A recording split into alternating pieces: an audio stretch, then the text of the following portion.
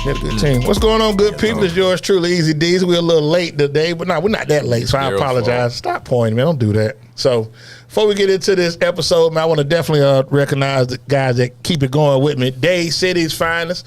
To my far right, world famous Waldo. Just came off the Vibes event last night. We'll talk about that a little bit later. And between us is the infamous A.K. Greg Doss David Ruff. Ruff, how you feel tonight, man? I feel with my hands like I always do. Okay, so we finna get into tonight's show. He feel with his hands like y'all. That's Doss. Yeah, that's Doss being Doss. There you go, Doss being Doss. I feel right at home. Yeah. Exactly. So the young man to my left, man, me and him go back some years. We finna get into it and clown a little bit. We go back 1999 Club, Sitel, Net Park, East Lake Vol. Yeah. Wow. Call Center the Sun, party spot for a lot of others. And so another place for other people too. But we gonna keep it PG. We're going to sing a lot. yeah, seen a lot. That building has seen a lot. You know, I work in that building now. I was telling Daryl earlier. Yeah. Oh, they let you back in there? Full circle. They let them back. Literally. They let him back. So without further ado, man, my man just has a book out, Begin With We. Also, what you call it, best-selling author. I got to brag a little bit. Wall Street, USA Today. Without further ado, man, give it up for my good friend, my partner, Kyle McDowell. Thank you, guys. Thank you. Well, it's a trip down memory lane. Yeah, we're going to reflect. We're going to get into it. We're going to have some fun tonight. Absolutely. I'm telling you, I'm so sincere, but I've been looking forward to coming. Well, we glad to have y'all, man. You know, being Doss, we talk, we just... Because when I said to Waldo, I'm telling you, I love Waldo because Waldo just says, so when he did the promo to set it out, he was like, D, it's the white guys. Shout out to Kyle, first white guy on the show. Yeah. Am I the first white guy on the show? Represent. First white guy on the show. That's a lot of pressure, guys. That's a lot of pressure. Yeah, for a culture of excellence. Waldo said, D, he white. I said, yeah. You just sent me the Instagram and I look, and I was like, you talking about the white guy? I spelled it wrong. Yeah. I wanted to review it. Like, hey, my goal. And he got the blue check. He verified. My goal before this show is over is to wear those sunglasses, though. So I just have to. I'm just put that on record because those are some dope sunglasses. So I got these last night from our event from New Plug. They clean. I like them. Shout out to New Plug. I bought them last night. Those are $25. Yeah, I like those. Yeah, I might sell you that. We got the show. I like those. One pair there. But they got some more though, right? Yeah, you got to go on either Instagram or their website. Hey, send it over to us, man. Yeah, I definitely like them. So let's get into this, man. I know you've been doing corporate America for some years. Like, we go back Club Sitel. What got you in the? What made you sit down and say, you know what? I want to write a book about the culture in the workplace. Yeah. I want to get into that. How'd that come together? You're just gonna gloss over how we met though at the call center. We gonna get into that too. Go back. Okay, no, but if you want me to, I could. Hold on. Let me say this as a disclaimer. Yeah. I don't know either one of these two guys. Okay, we'll go back. I don't know how much they're gonna talk. We'll go back. June 1999. I got hired at Sitel. I left time customer service, working at time. We got out, go to Sitel.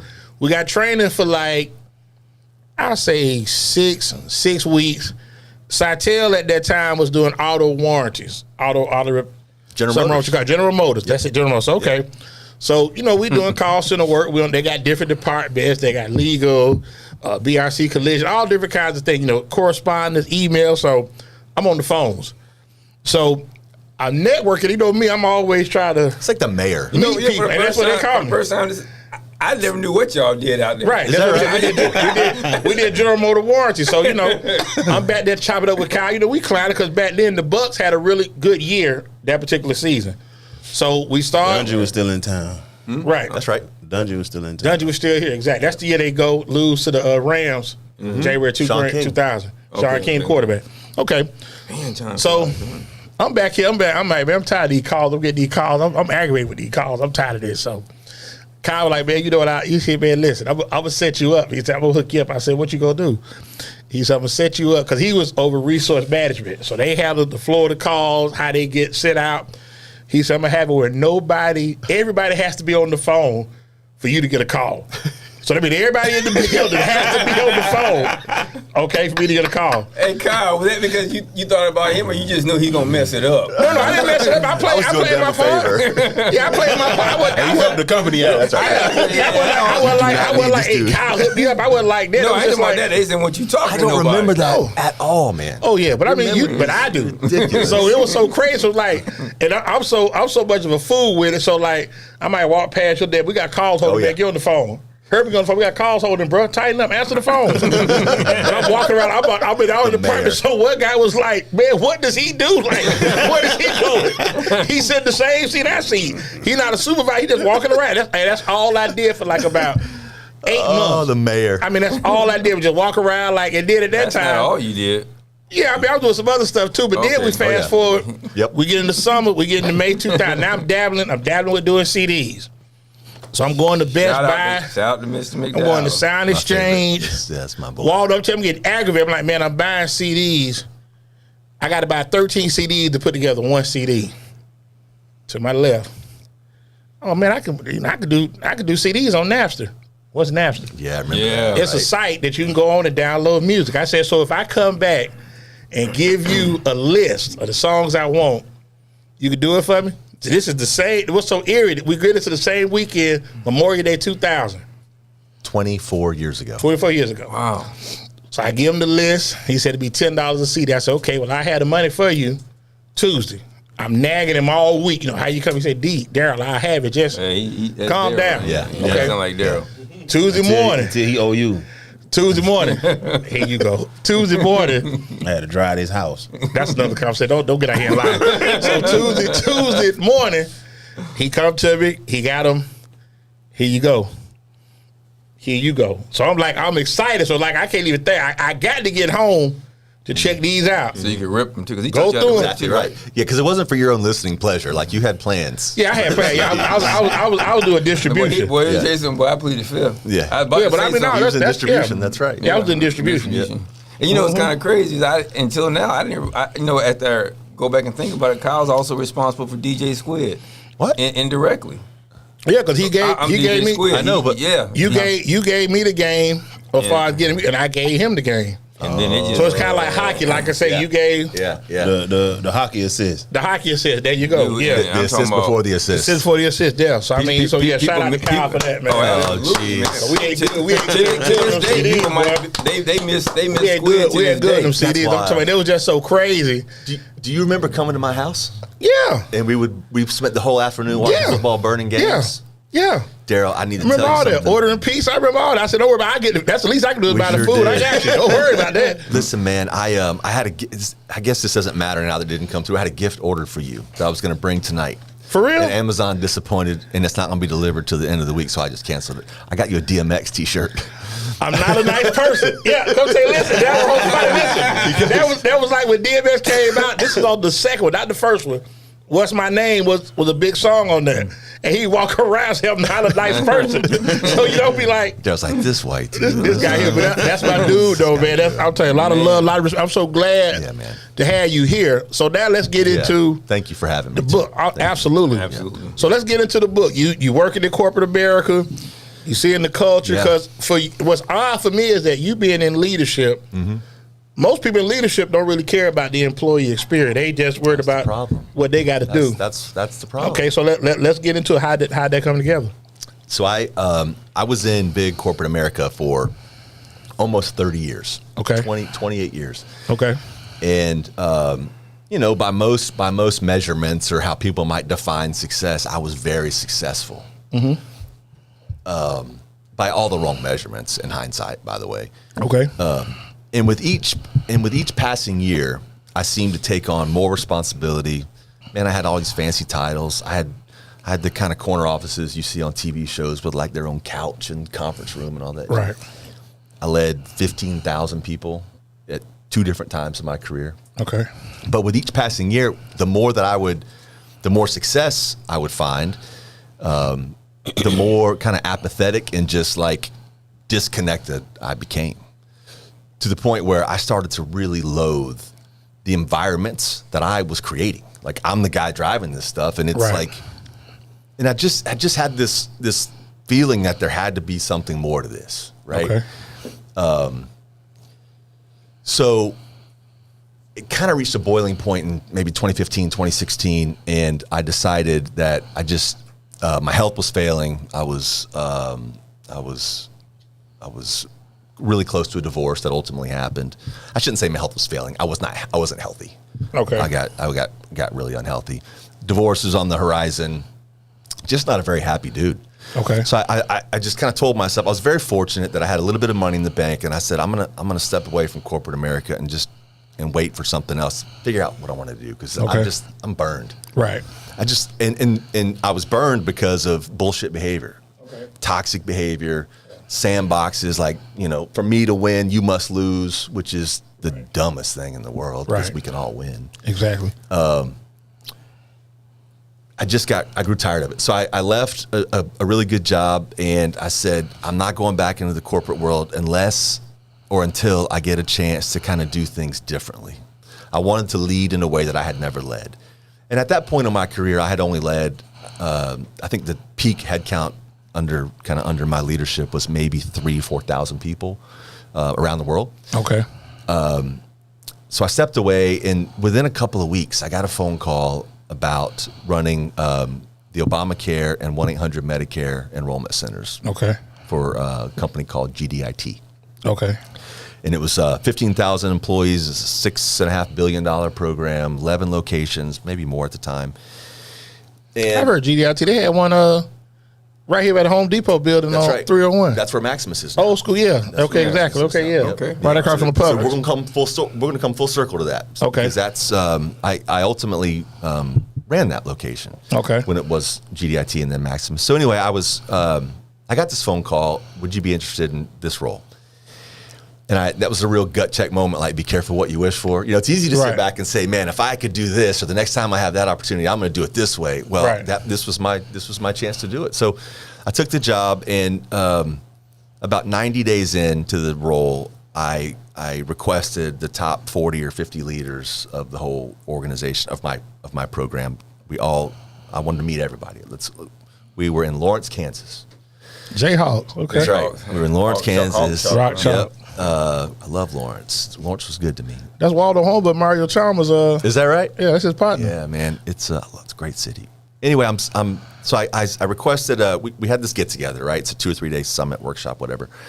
And the night before I was going to meet with these people, dude, I was terrified. I didn't know what the hell I was going to say. I'm in my hotel room in Lawrence, Kansas, and I just knew I needed to do something different. Like, me coming in as like some superhero, or here's what I'm going to do, or here's what I've done, and here's how I'm here to save you. Like, that's, people have heard that. And this group, especially the group of people that were my like direct reports, right? Their average tenure was like 12 years in this job. So they had forgotten more than I knew. Right. So what you finna come in here and tell us, right? That's so, and that would have been inauthentic for me. So, dude, with no planning, I had no aspirations of anything bigger than what I was going to share the next day. I got my laptop in my lap, and I ended up, after about 2 hours worth of work, with 10 sentences in front of me. And they each began with the word "we." And and I didn't realize this at the time. As I read through them, I'm like, they're basically my expectations of humans. And I want people to hold me to the same expectations. There's no difference. That's fair. So, and we can get into it as much as you want or as little as you like, but the next morning I shared these principles with the team. The presentation was in black and white on purpose. That's why the book is in black and white.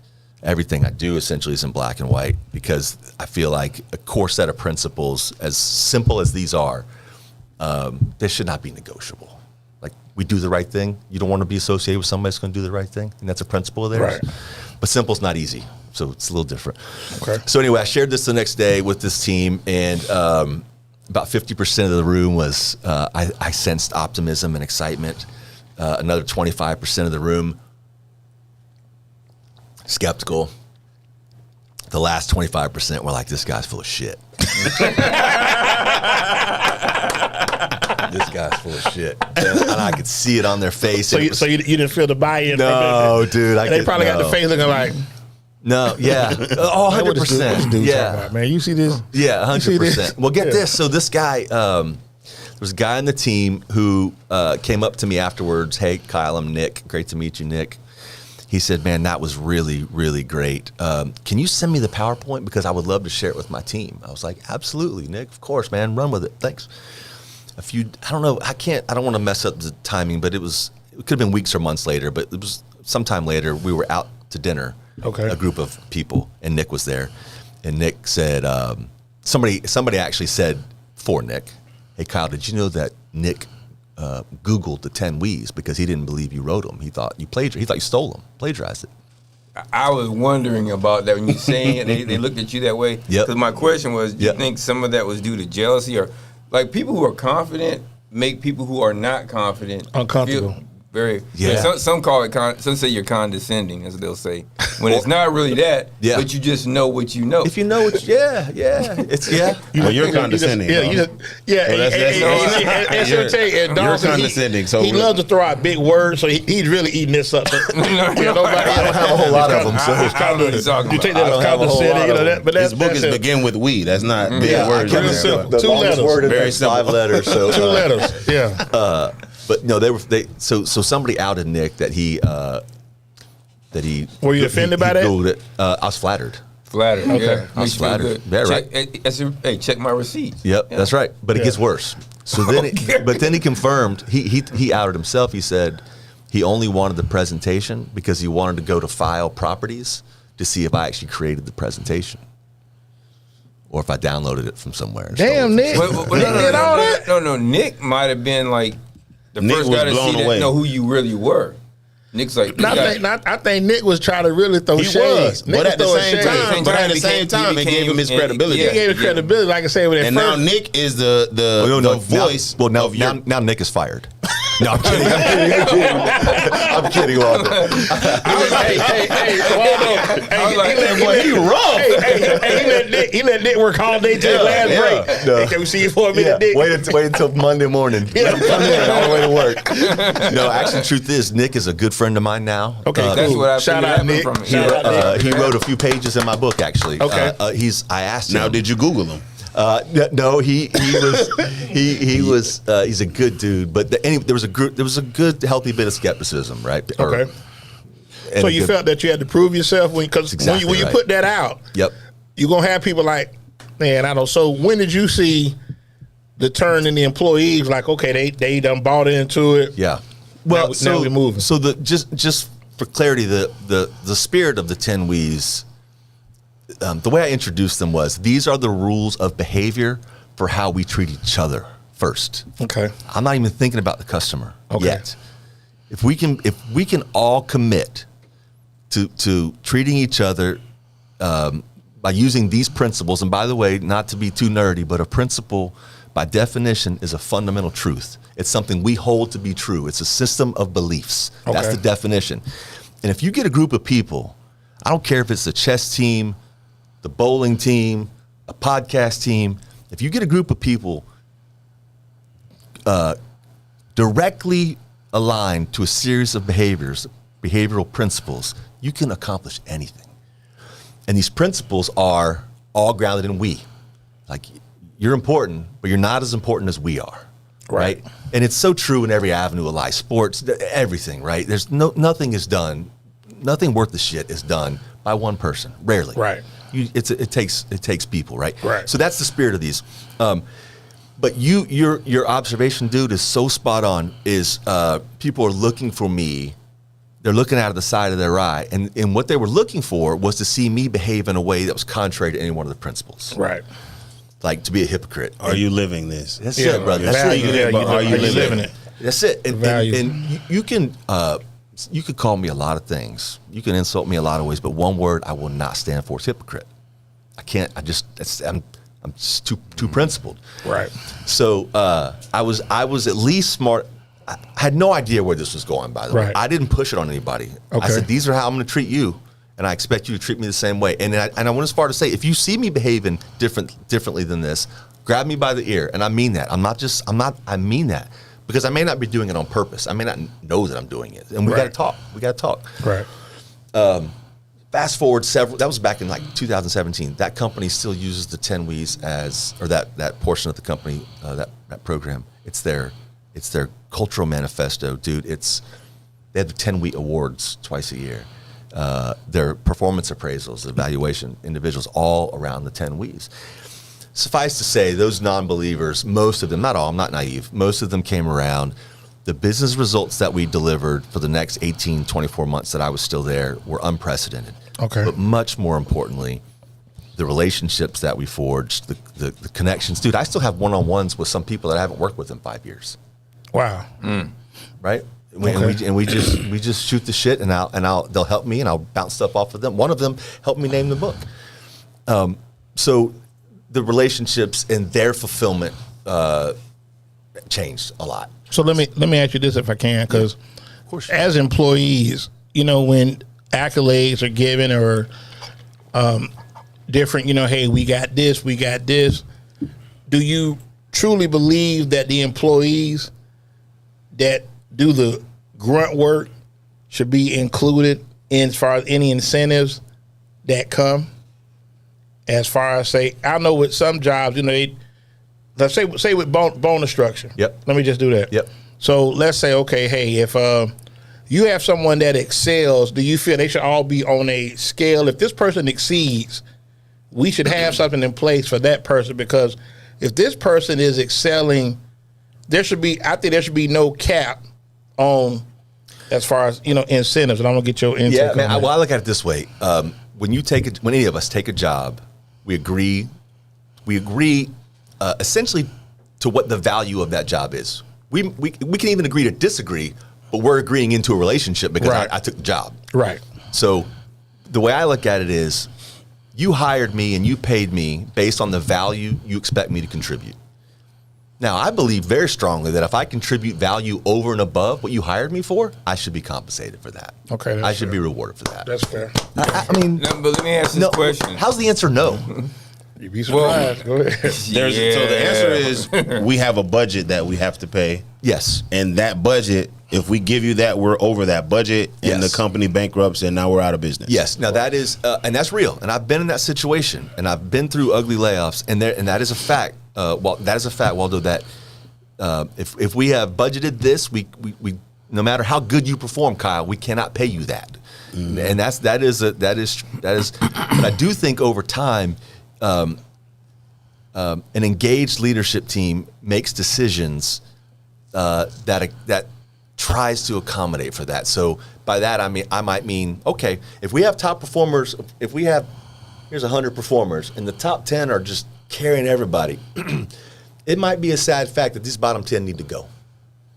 Right? So Right. so it's one thing that we're going to reward great performance, but Right. if you're not an You're average, going to cut the people.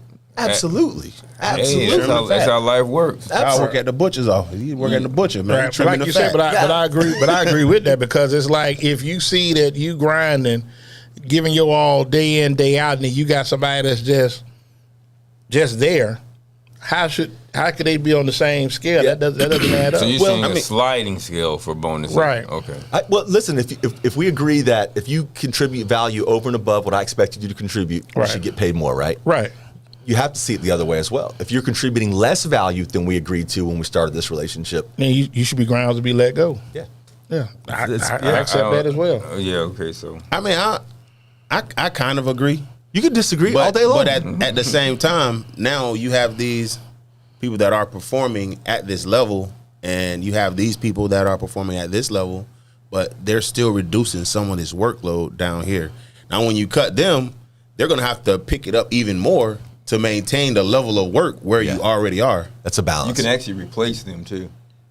That's but right. that's part of the budget. You're going to replace them with the same with you. amount of money. No. But it's the same people. You get rid of 10, you get 10 more. No, there's no increase. Yeah.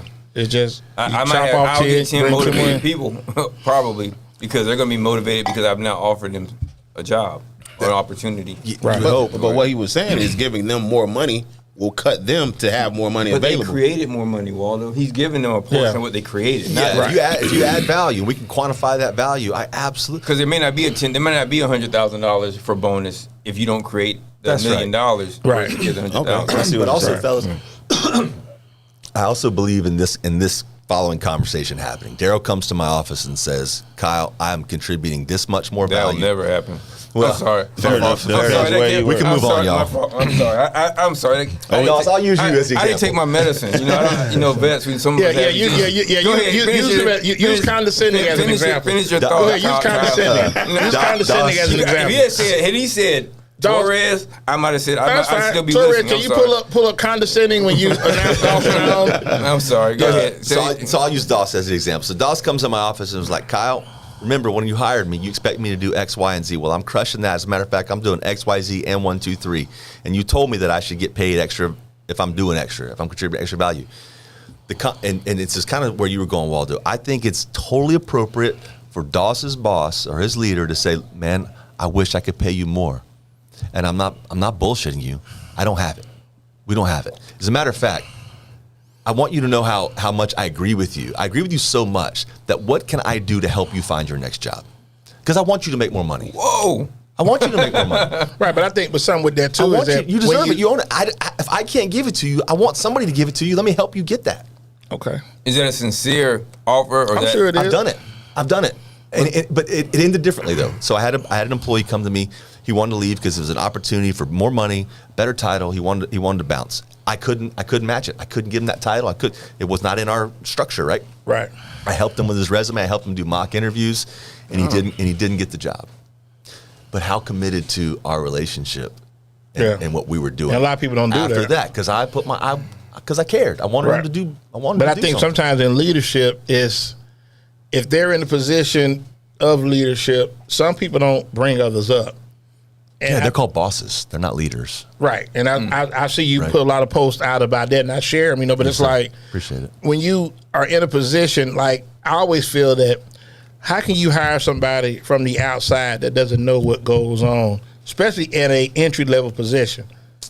As far as, let's say leadership, let's say, for example, I've worked at jobs where I've seen people work and get promoted from within. Mm-hmm. To me, that builds morale when you see someone, okay, hey, I see this person got promoted.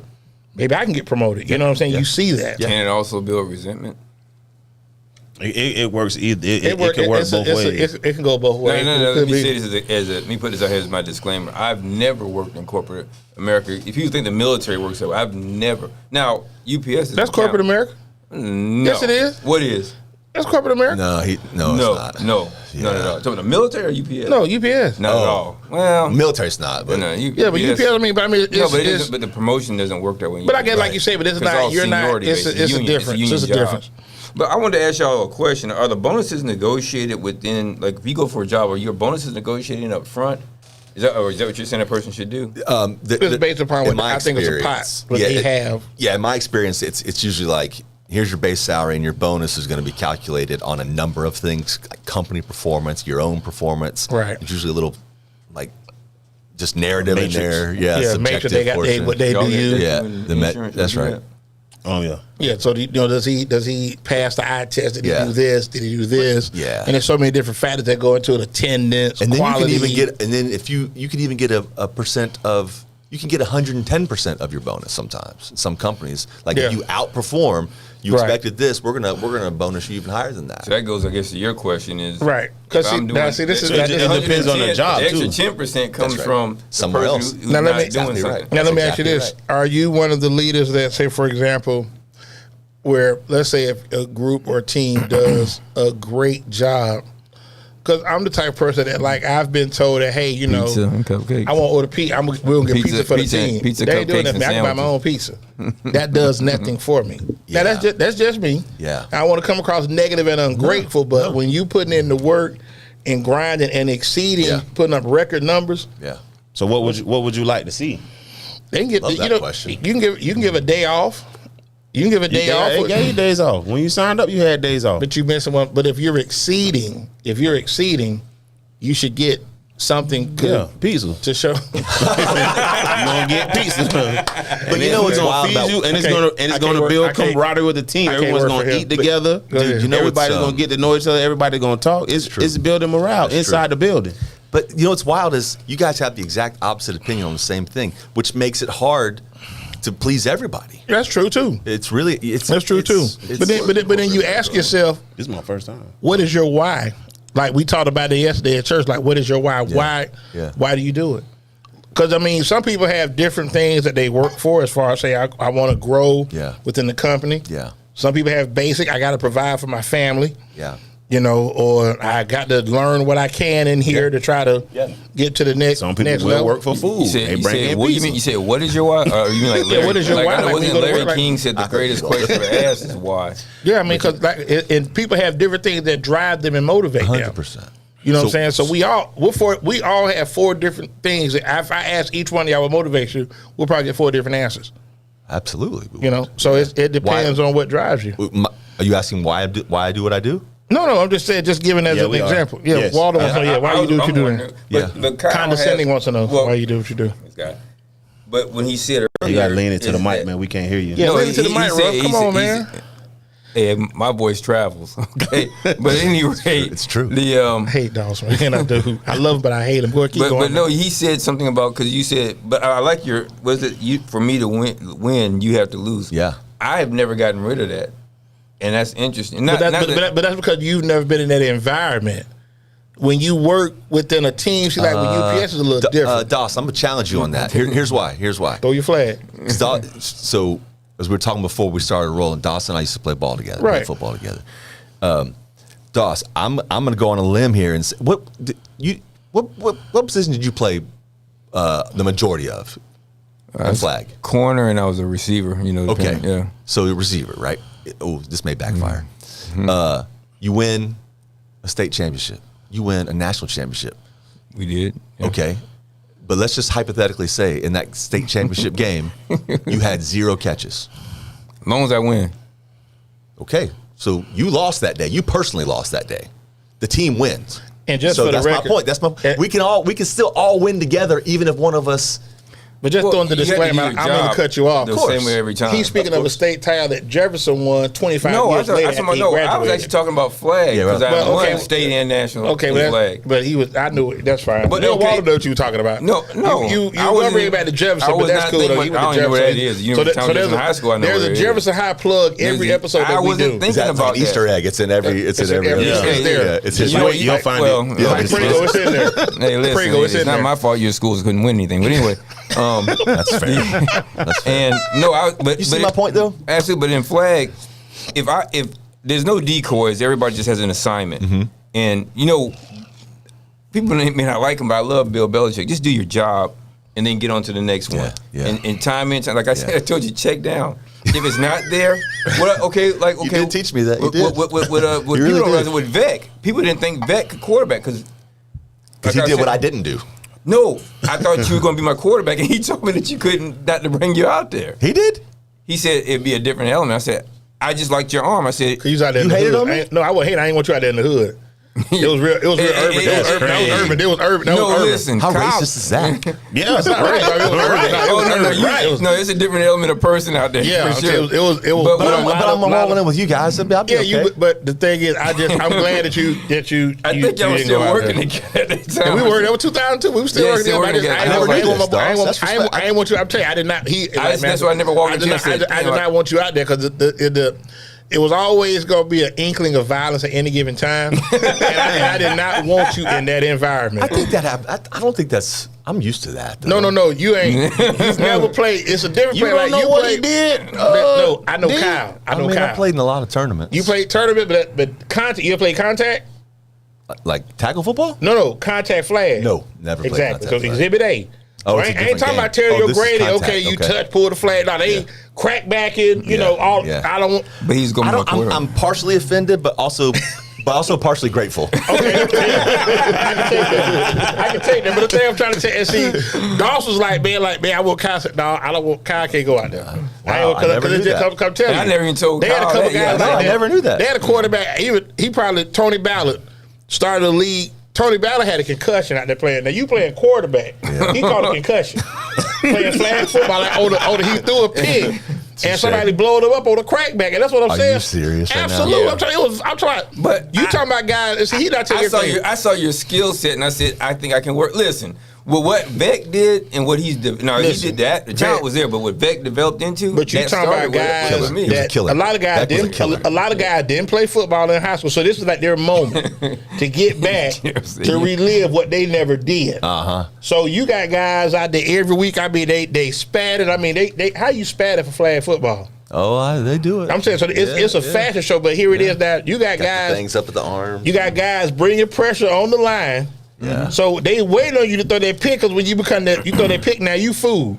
Because they never coming to hit you. Yeah. So why would I put you as a working man in corporate America out there in that environment with them hooligans? Like I said, okay? I'm grateful. Thank you. You know what I'm saying? So it was nothing about it. Was nothing. I still wonder what if though. No. So had you played nothing else? Had you played out there in Dover? Non-contact. Go get Kyle. That's my guy. Yeah. But they out there playing at Reagan Park off Lake at 15. I don't want Kyle out there, and I still do that to this day. Hey, Doss, how'd Brian do out there? He's one of my better players. Brian and Kyle are different. Is it Fair. Okay, Brian and Kyle are different. Fair. A lot okay, different. I'm gonna give you. If we you got call one thing Brian, in common. That's probably right. it. If you call you can't. I love Brian. You can't barely understand what Brian's saying, because Brian don't even open his mouth when he talk. Hey, what's up, dude? Do what you want to do. I'm just chilling. You know, I'm just chilling, man. Ain't doing that. You talk to Doss? You talk to Doss? Y'all talk to him still? Yeah. Doss still kicking with, but like I say, but it's always love him, man. It's love, Great but it's just guy. like I just do that. Go ahead. Can I tell you a quick Brian story? Go ahead. And I hope he hears this. I hope he remembers me. I don't even remember. That dude was so bad. Anyway, he on one Sunday out in Dover, Doss, after a game, he came up to me, and as he's prone to do, he goes, "Hey, Kyle, what's up with the job, man?"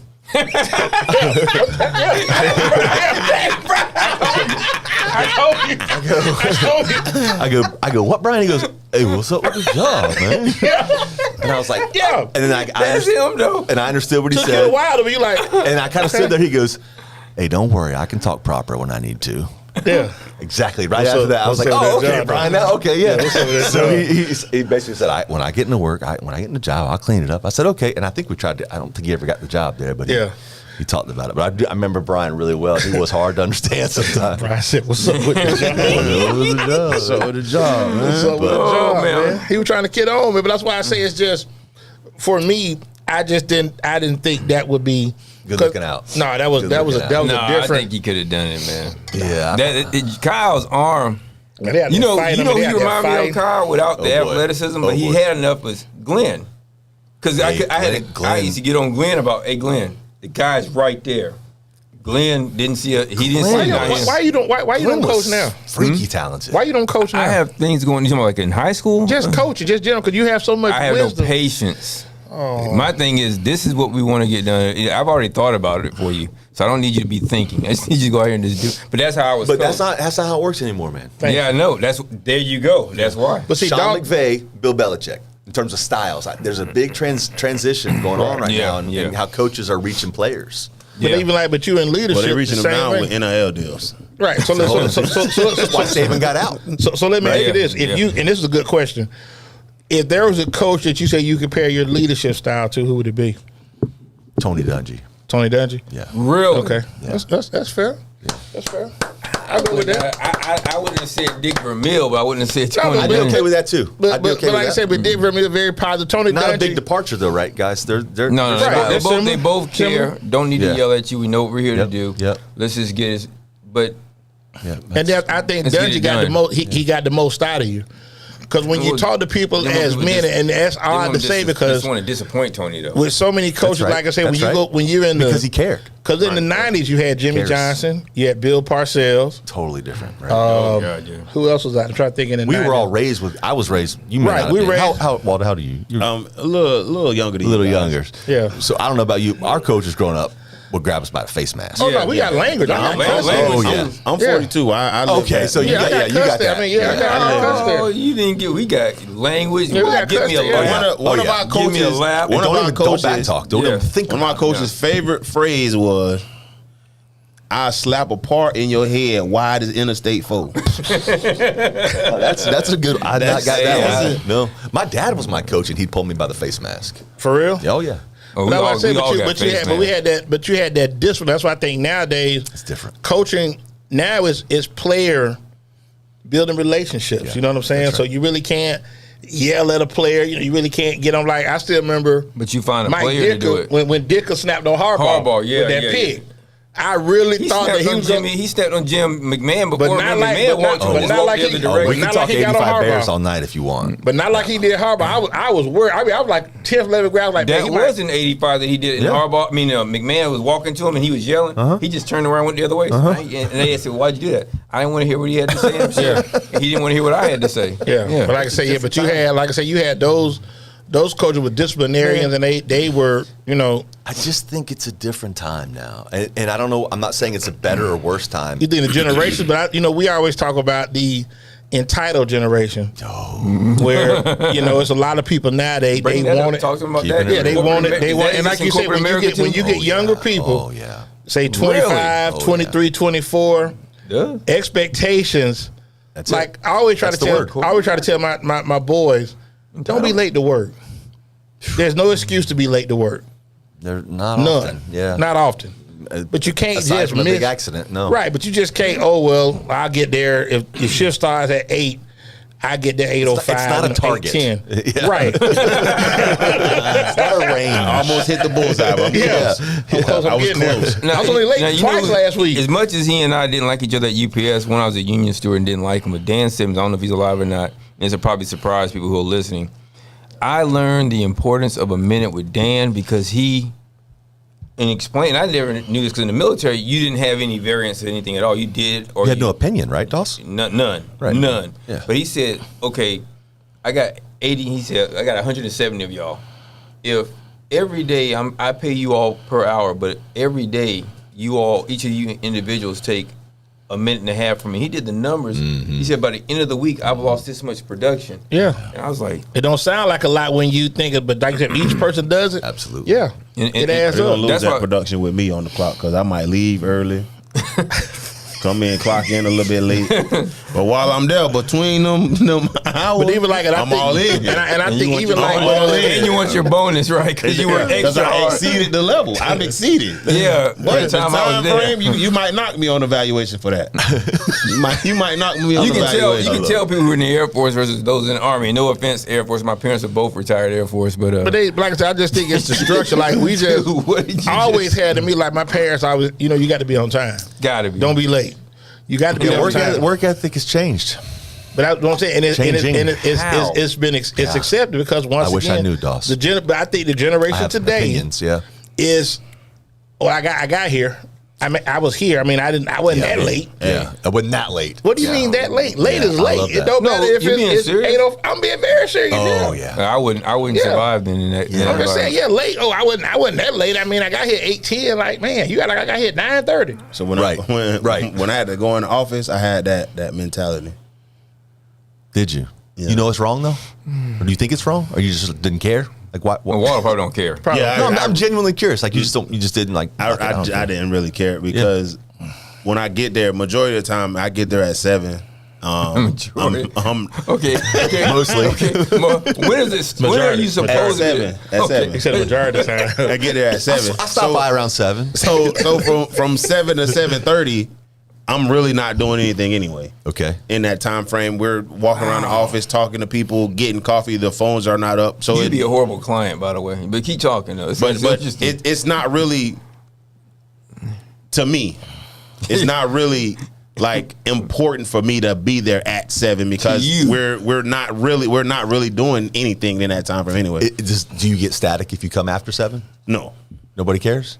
Oh, well, then that's no The problem. phone lines don't open until 7:30 anyway, and we're really as long don't as get you're there calls by until 7:30. 8. Yeah. Yeah. I don't know. Actually, So let me ask you, Dave. Sid, I know you.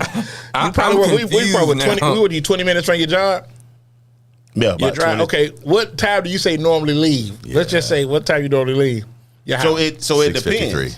It depends. So I might leave 6:30 one morning. Okay, let's say you ain't got to drop the girls off. It's just you getting yourself together. I'm saying it depends. I might So leave it's just 6:30 you. one morning. Okay. I might be pulling up to the office. It's 6:50. Okay. I'm gonna go to Waffle House. Well, I guess my question. So Wow, you drive to the building, then you go to Waffle House, It's too early for me to be here. but you couldn't stop at Waffle House on the way. No, I like if I'm going and I know I'm gonna get there. I'm just going. I'm gonna go to my Waffle House. I'm gonna call while I'm in the parking lot and pick my food up and then come back. How long it take for your food to be ready? What, 10 minutes? So you get back like 7:05? Yeah. Hold on, man. Hold on. Yeah, bring us back home, Bells. I guess I'm trying to figure out. He rubbing his head. He can't He's fathom it. perplexed. Befuddled. Yeah, I am because y'all are on time. I see what you did there. Like if I had to be like, say, if the attorney has to be at court and I decide I'm going to go, I understand how that would work. But courts start. No, you get there early. Because if it starts at 8:30, you got to be there 8:15. The courtroom and me working in insurance is completely different. But y'all in different fields. I know for us. But I'm trying to figure out. But no, that's not what's important. The start time is important. Yeah. It doesn't matter if it's court, if it's the basketball court, courtroom. But he's saying nobody's giving him a hard time. So for him, he's good. So he been called out on it. So he's good. You say he just said he was docked on his evaluation for it. Oh no, he was giving an example. He said he was giving an example. He can. They could dock him for his don't tardiness. Yeah, but I just think like for me, I'm one of the workers that are here. My shift starts at 8, and I'm old school. Like I said, I work from home, so I might roll out the bed, log in 7:30, 7:35, just to get myself ready, wake up for the day. But that's just even at Sitel, at Club Sitel, I was never like dragging. I wasn't at 7. At we started, our shift was like 8 to 4:30. But what motivated you to get to work on time? That's a principle? Of course, that's just and I think that was just something that was just instilled. You got to get here on time. You got to get here on time, and that's why I say I saw my dad, like I say, work overnight, work weekends, work midday shifts. Yeah. So that was always instilled. I got to get to work. I haven't been late. I haven't been late to work. Define late. I've been early to work since November. Since November. Oh, okay. Why? I'm working from home. Oh well. That ended. That changes. That hit with a thud. I haven't been late to work since November. Let me ask you this, Carl. Yes, sir. Is your core principles that's built in? But I heard you say things have changed because he talks about it too. Yeah. I couldn't. Yeah. One reason I don't coach is because I could not function with this generation of kids. Yeah. I just can't. Yeah. Understand. But in your core, if I'm building a business once we establish it, if it begins with we. Once we establish it, this is what we do. Yep. How do you deal with, do you have deviations? It's so much easier to deal with it after that. Because if you're on this team, you've subscribed to all 10 of these. And it's every day, all day. And when you deviate, it's not my opinion. It's black and white. For example, we could argue that showing up on time is we do the right thing. It's the very first principles. We do the right thing. You could argue that, right? So when someone's late, it makes my comment, Daryl, listen, we do the right thing, right, man? You signed up for that. Right. I didn't make you sign up for that. You signed up for that. So let me ask you this then. Okay. I got a better example. Is that a stickler for you, being on time? I mean, I know it's encompassed on do the right thing. I think I pick my battles on stuff like that. Okay. It's not the end of the world if someone's a couple minutes late, but like I have this one. Shout out to Kyle. I'm not. There's a time and place, I'm not though. there at all. So I'll put it this. It's two sides to this. So I have a standing meeting every Thursday at 1:00 with about 10 people, and there was a pattern of people showing up late for a while, and I said, "Listen, guys." On a Zoom. No, in person. Okay. Yeah, oh, yeah.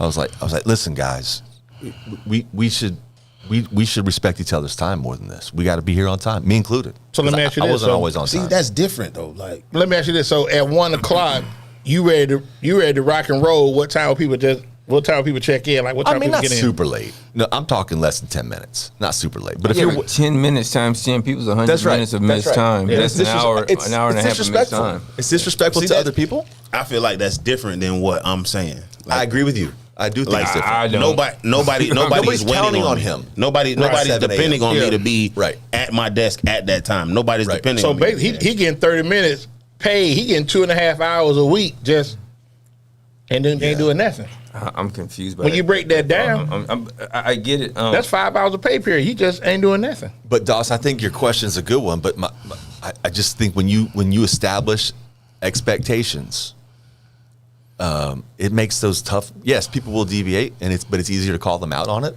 and it's easier to call them out multiple times and then fire them. I don't know how to say it nicely. Like if you agreed that we would behave these ways. So part of your agreement, okay, help me if I'm improper. You two over there, Torres, while you're being cynical. Is it an agreement simply, or did you commit? Because that's what. Because I think it's one thing we agreed it, but you committed to this within my offer acceptance, the consideration for whatever I'm going to pay you. Yeah. And it's the contract principles. So I'm only confused. It's a great question because I'm like, wait a minute. It's a commitment, especially with this cat. Well, no, with your story, because I don't care, because it doesn't matter to me. But I'm trying to figure out. We push off, alert. Mm-hmm. We got 10 minutes, get ready. That it's not life and death, I'm sure. Mm-hmm. But you're military too, so I'm like, how does that work? You took this opportunity and turned this opportunity into a job, employment. Mm-hmm. We, by the way, have our core principles, which I know you're going to get into. And one of those principles, by your own admission, this guy here, is that we get here on, because don't talk, I know how you are about time, so don't start. I didn't say nothing. Okay, no, you get the look off your face. I'll say for, but you know where I'm going with it though. Stone Cold, little brother. I say the company that I work for is, I'm just lost. The principles are not begin with we. Yeah. And the environment when I began, when I started, I was there. Y'all, it's y'all, not we. Begin with y'all. but you know what's funny? Go ahead, Waldo. When I started, I was there. I was on time, and I just noticed people trickling in at the same time. Like my wife just jumped in and said, "How you don't know Waldo is staying the extra 5 minutes to make up his time? Because I know Waldo. I'm leaving extra 5 minutes early. See what I'm saying? Exhibit A.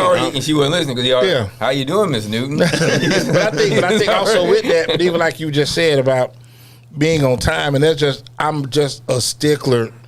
I don't like because you can't. Since 1990, Kyle, I was told that you can't make up. You can lose money. Mm-hmm. You cannot make up. You can get some money back, but you can't make up time. Benjamin Franklin said, "You can't get it back. Lost time is never found." Right. Exactly. You can't get it back, and I mean, and that's 1990. I see. Right. And I mean, I've been like if I tell dogs, "Hey, I'm coming to get you at 3:30, 3:25. Hey, I'm outside. I'm waiting on you." I respect that. I appreciate that because you want people to do appreciate that. You the same way, and I think that's the thing that.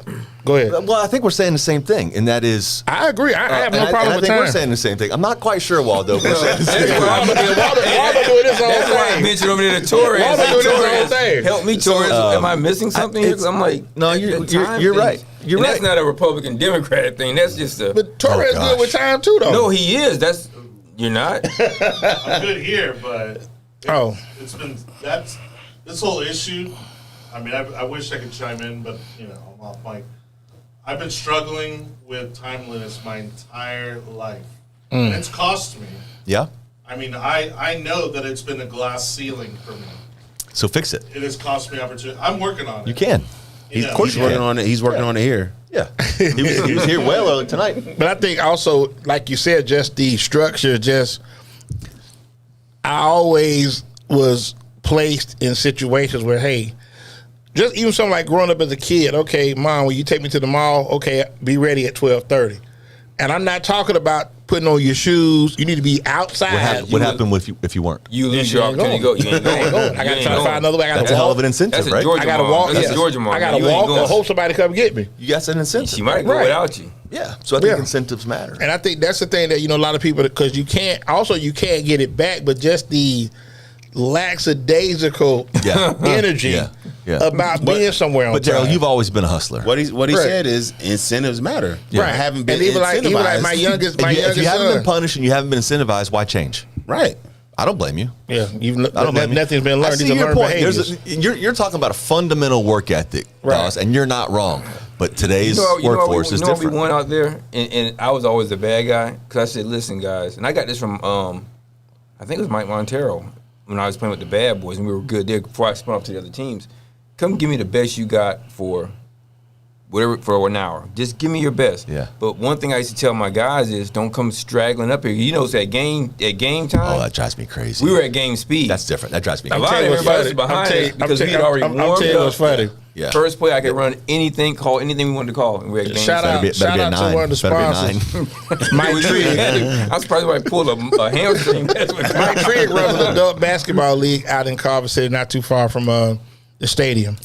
So the first game's at 6:30, and you see, you know, it's basketball. So you see the want to be NBA guys come in. They got the headphones on. It's 6:25. So in my mind, okay, the clock going at 6:30. We ready to go. Yeah. Oh, hold on, man. I gotta get. It's like No, then you finna come off the bench because 6:30 we finna crank up. and people act like the time changed. Like Right. It was always an hour ago. Right. That ain't went nowhere. Right. That ain't went nowhere. We didn't move 6:30 on you. No. And I think that's the thing that I struggle with. Like there's no, you know, it struggles with me for people that don't move with urgency. I think that's stuff that really runs me ragged. Totally agree. But Like, that also I just don't hurts get it. consistency, doesn't it? You know, and in retrospect, I probably could have been a little different. You know, we all had things going on as grown men, but Of course. my thing is if you committed, That's it. That's it. You committed to be That's on it. this team. You're committed to do this. Yep. Like even with the Hawks, you brought me in. Not really as a player, I was more as the coach, but let's just do this and let's see how it turns out. Yeah. And when we Love that. deviated from it, we didn't win that championship. Right. And we were clearly the better team. Right. Not just athletic. But like you said, but sometimes it is, and something I have to understand is that what's important to you may not be important to me. That's right. What may be important to Waldo Yep. may not be important to Dawg. Yeah, Yep. being on time ain't that And important. see what I'm saying? So he just told it. Well, and I think it's the leader's job to try to find what's important to us, and it may not be work-related type stuff. Right. So if I'm leading this team and I know that this is your job, this is not your career, you got something else, you're just using this as a stepping stone. I want to know that. Right. Like let's not kid each other, right? Right. So a if lot we of get people won't hire you if they know that. Or may try to get rid of you if they know that. Or if that they you learn not. that, they will get rid of you. which is, I mean, that is so silly to me. That It is so but, silly. but you may not. But when you get people that are in I'm these not naive to environments, that, like, yeah. oh, well, you know, MT was even crazy. Like when I I just don't left time to go to work at Sitel. Okay. So when I first got the job at Sitel, I went back to time and said, hey, I got another job at Sitel. Can I work Monday, Tuesday, Wednesday, 6 to 10? Fine, Daryl, no problem. We'll let you do that, no problem. I worked a couple of weeks. The manager comes back 3 weeks later. Well, you know, I know people have been talking to you, so, you know, you got to make a choice. You can't do both. And the first lie she said was the contract. I said, wait a minute. Time is dealing with magazines. Sitel is dealing with auto warranties. Where's the conflict? Well, you know, people are now they're getting curious because Sitel was an upstart center when they moved Brand here. new, yeah. So everybody was, you know, trying to, hey, what's going on? So, you know, I'm getting a lot of that while I'm at work. Well, maybe, you know, you can influence, we can lose people. So the lady told me, she said, I never forget it was a Tuesday. She said, listen, I'm going to let you go home today and pay you for the day. Come back tomorrow and let me know what you're going to do. They had a no-compete clause that But no, it's not no compete clause. Just that It sounds like back in when the you might be mid '90s, there were several call centers across the Bay. There were call centers yeah. everywhere. Yeah, still So are. that was the new thing. So it was like Sitel is coming, and it's got the new pretty building at Net Park because you know East Lake had closed. So this is like Net Park coming back. So if you grew up in the city, you knew okay, this is Net Park. So they got the call centers and Sitel was first ones to come That's in right. there. That's so. right. It's like, oh, you know, man, they hiring. So it's like, where they start out at? You know, so it's just people were everybody leaving just, en masse. people like, moving around because here comes Sitel. So here it is now. And I was, if you thought I was the mayor at Sitel, I was the governor at the time. I don't doubt that. You know, so I did what I wanted to at times. So it was like, yeah, you weren't doing anything when I saw you. yeah, out when at you UPS. walked in, I was walking around when you walked in that day. They This is the guy talking about work ethic and being on They time. were like, how did you get in here? I'm like, I got in here. My work is here. Because you're supposed to drop off your stuff at the door. And somehow you got in. You know how I got in? How? Maybe I was supposed to make the delivery at the door. Yeah. Somebody wasn't there, probably Waldo. But you had to have a badge to get in. You had the badge to get in. Well, I got past. I don't know. I just walked. Yeah. Well, I said I didn't break in. I didn't break in. That's That's how how you didn't break in. So long story short, went home that night, And I just said, man, I really don't know what I'm going to do because here it is. I didn't want to leave time and then Sitel, you don't know because so much uncertain. I ain't been there 3 weeks. Yep. So I just went home that night. Isn't it funny how things like if you didn't make that decision, I wouldn't be sitting. You wouldn't. Exactly. You may not be sitting here. Exactly. So I went in there. And I told her so funny, and I hate to use this, but I got to tell her. I mean, when I walked in, the lady was sitting at her desk, real arrogant, real pompous. Well, you decided what you're going to do? I said, yes, ma'am. I said, y'all can have this shit. And I gave up my badge. But he did it on time, Waldo. Yeah. He was there. She told me to be there at 6 o'clock. I met her right there at 6 o'clock. Sat outside for a minute, gathered my thoughts, and it was like, I wanted to have a sit-down conversation with her. Huh? What year was this? 99. Oh, I know why you wouldn't worry about it, but go ahead. You but what drove me to just take that approach was just her arrogance. Yeah. Like, I know, did you quit Sitel? I want to come back out, like, I said, man, you can have this shit. Yeah. Gave her the badge. Your pride wasn't going to let that happen. But it was just like, and that showed me there was no value because I'm still loyalty, coming to work. No value in loyalty. And that's something I want to get into, loyalty within the workplace. Yeah. Do you feel, from where we were 25 years ago when we first met, how do you feel the loyalty pendulum has swung? Is it more pro-employee or just, I know what you're trying to get it to as far as building relationship employee-employer, but how do you feel it is on a whole? Take you out the equation. Well, I'll start with me actually, because when I was in corporate America, I was as loyal as the best paycheck.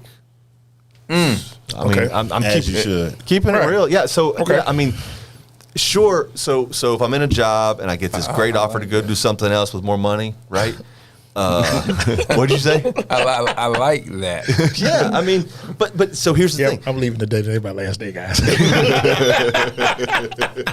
I'm in a job. I get this new job offer. It's going to pay me a lot more money. Of course, I'm going to weigh, like, is the extra money worth the stress it's going to come with? Maybe the toxicity it's going to come with. Like, there's all these trade-offs. But I'm listening to every single phone call. And if the number's right, I'm going to keep talking, right? I think I don't think so. I think loyalty to the company. If people are really honest with themselves, there is none, because I agree. I mean, if there's a better opportunity, if someone calls and tells you we'll pay you more money than what you're making, and you're doing the same exact job, and you don't listen to that offer, you're doing yourself a disservice. You are doing yourself a disservice. Right. But that's why I think connecting with people at the job that you're in matters a lot, because if you're making $20 an hour and someone offers you 21, but you love the team you're with, you're probably gonna stay. Right. You're not. If somebody offers you 40, you're probably going. I'm gonna bring that up to you though. What you mean? They offer me $21. Is there any way you can increase this pay? And you know what? And it's back to the conversation we had earlier. If I agree with you and I can, no questions asked. Of course. If I agree with you and I can't, I'm going to tell you I can't. And you should probably go, man. You should probably go. I mean, that's fair. Like you said, I want you to get more money. I want you to have a good Matter time. of fact, leave. Make sure you leave on time.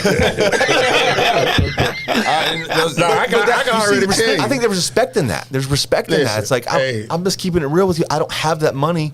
If you want the extra buck, go, man. Man, if Waldo quit, he covered it late every day for them 2 weeks. He resigned. $750. He's already a lot later than $705. Waffle House in hand.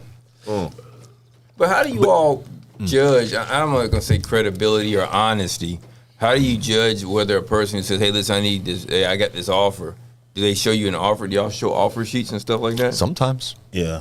I mean, it depends. Like I said, go ahead. I'm sorry. I've had that happen to me.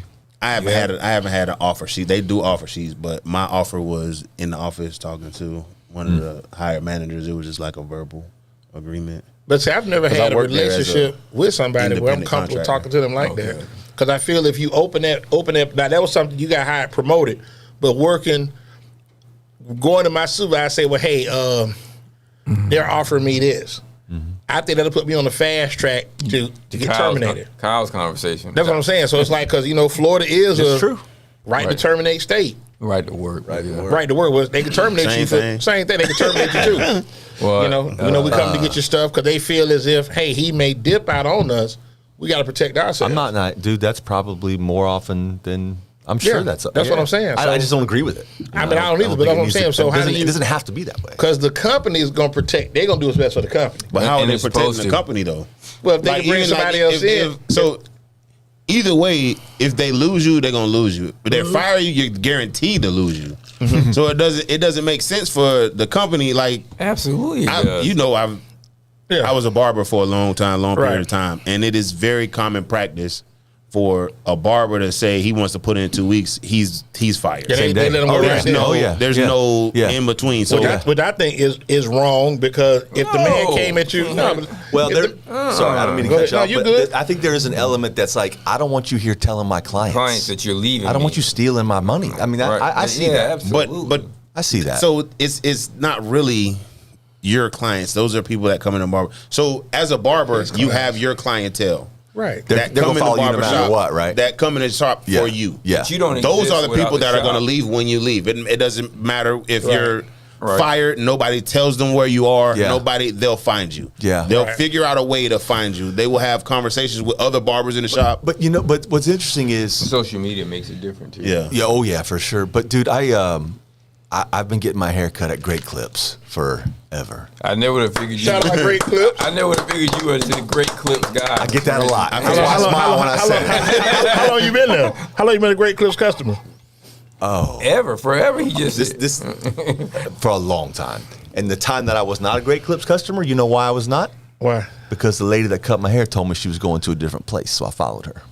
That's fair. Okay. To your point, Right. So I think the scenario you describe, I think it kind of makes sense. But if I'm the owner of a Great Clips, and I got a stylist, a haircut, or whatever, she's leaving because she's going down to Supercuts, I don't want her there because I don't want her telling people. Yeah. So but that scenario is a little different. What yeah. you're So saying.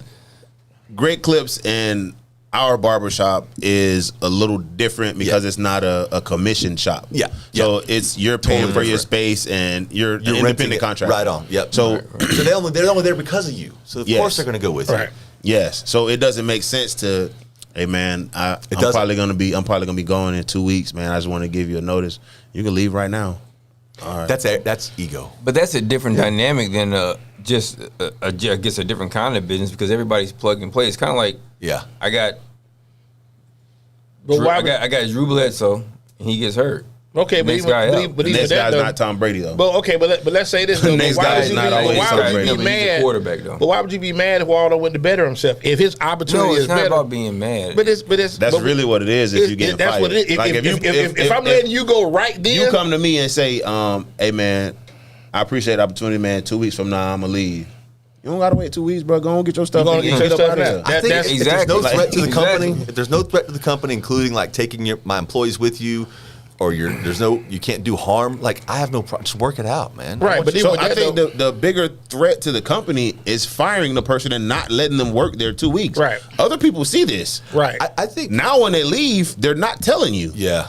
I'm out. Now you have a void in your business. Right, and then I Well, may yeah, not that's pay. true. That's I may arrogance. not. I may That's not pay ego. you booth rent. I might just haul last Friday. Friday be my last day. Yeah. and I don't pay you. I think what if you you're gonna do then? But you're talking about a barbershop versus I'm thinking about like something that moves like a machine. Although Yeah, a barbershop right, may, but right. like a machine is you're a spoke. And I probably should. Well, maybe the military has me that thinks this way, and UPS because they're about the same to a degree. You're a spoke. If you get bent and you have to go, you get bent. You have to go. I just go to the drawer, grab me a spoke, and stick it back in. Right. Let's go to work, guys. But That's piggybacking how a lot on of what people feel. Kyle, but piggyback on what Kyle said, Waldo's impact on the shop was a void that was never filled. So when you let Waldo, to me, What did they do to keep you? I actually got fired. That wasn't even. he got fired, but I think, but it was always a late. sense of where. let me And say that's this the for thing. you. I was never late on my appointments. Right, and one thing I know about you, you're big on energy. Waldo was the energy guy at the barbershop. So you would have guys that would come in. I know I'm one of them. Waldo would cut my hair, and I might come in there a couple of days, just hang out. Yeah. Because we going to cut up and we going to clown. You had other clients Yeah. that had other guys that cut their hair, but Waldo was their guy. So when, and I always try to tell people, like, when you Shop's don't out of business have, now. You're right. But when Say you don't what? have, like, Shop's out of business now, guys. when you're not, you when were you're Tom not the Brady, huh? man, Yeah. and you see someone else in that light, Went to the Bucks and won it's championship. always going to be a sense The of rub. right. And even like, for example, even like with you with your crew, that you run with, you still Kyle to them. It's still Kyle, but there's 100%. somebody in that circle like, Yeah. yeah, he's always been that. He's always been that dude. Yeah. But you don't do nothing extra. You just Kyle. That's right. You understand what I'm saying? Well, everybody's not for everybody. Thank you. But Waldo don't have to go in. Oh, I'm that dude. Waldo's just Waldo. Like, that's the barbershop I want to go to. Yeah. Because I know we can get in here and laugh. We're going to talk some junk. And he made it fun. Okay. I don't spend hours I done got to cut in, like, waiting until like 8:50. Like, man, where you at? I'm pulling up a bit. I'll be there in a bit. Okay. And we go sit there and clown about 2 o'clock. Yeah. Go grab something to eat. We doing all that. Like I work It's a good there. day. Like, I'm there. Yeah, you're on the clock. And that's what I'm saying. So I get back to that where when people build good relationships and they feel your energy, that's a void. When he left, It's a big loss. the shop died. Yeah. I don't they're care out what of nobody business say. now. The shop died. It started with you. It started with you leaving. But egos and pride Do wrong by could me. have kept him there. But once again, your Oh, ego that's could why in your you left. mind. Because in your mind, the shop will go on without him. Well, that's different though. That's different. And that's not the case because now you're losing But a I'm- good I amount was of your speaking clientele. I was speaking on several other instances in that same shop, though. Right, that's So what I'm it saying. was- so it was- So you and three- Michael near the Jacksons. Waldo was that guy. I mean, Waldo was that dude. I mean, you want Mick Jagger, however you want to cut it. He was that dude. He was the guy. He was the guy. I mean, that's what you came in when Well- you walked in. He's right there on the right. Waldo. He was that dude. Well, the way you described that, I can kind of understand why someone said you could leave now. Because if you are the guy, But it wasn't. It wasn't already me though. know- It I wasn't already me. know you're the guy. It was Yeah. other. It was other barbers that were there. So one guy was opening up his own shop. Right. So he was opening up his own shop, and he got fired, which I kind of understand. He's opening up another barber shop, which I kind of understand that. Yeah. But at the same time, he wasn't doing it like Creep. yeah, he wasn't trying to take wasn't stealing customers. He people. wasn't. No, he Yeah, was. He I'm- was just. I'm over here, man. Come opening up, shop and it's with on me. the other side of town. Like Yeah. it's the people that were in our demographic, our area. Yeah. Majority of them weren't going all the way across the town, Right. across the other side of town anyway. Okay, so but they wouldn't go. him, and then there was another guy who gave a resignation letter. He typed up a letter. I've never seen this in the barbershop, and he got fired. wow. He handed him the letter. He balled it up. What you giving me this for? He balled it up, threw it in the garbage, and you go. Well, what was That's the ego. establishment prior to you all getting there? Because the one I'm thinking about is Charles at CNC. Shout out to Barbershop. Mr. Charles. He is Yeah, great dude. He's my barber instructor. Okay, Charles Harris, great guy. Leonard Johnson played for the Bucks' father. Okay. So and I shot him out because he's responsible for allowing Squid to grow into what he did. But Oh, that's cool. I know Gary Patterson. I don't know what Kenny's last name is. Who had pro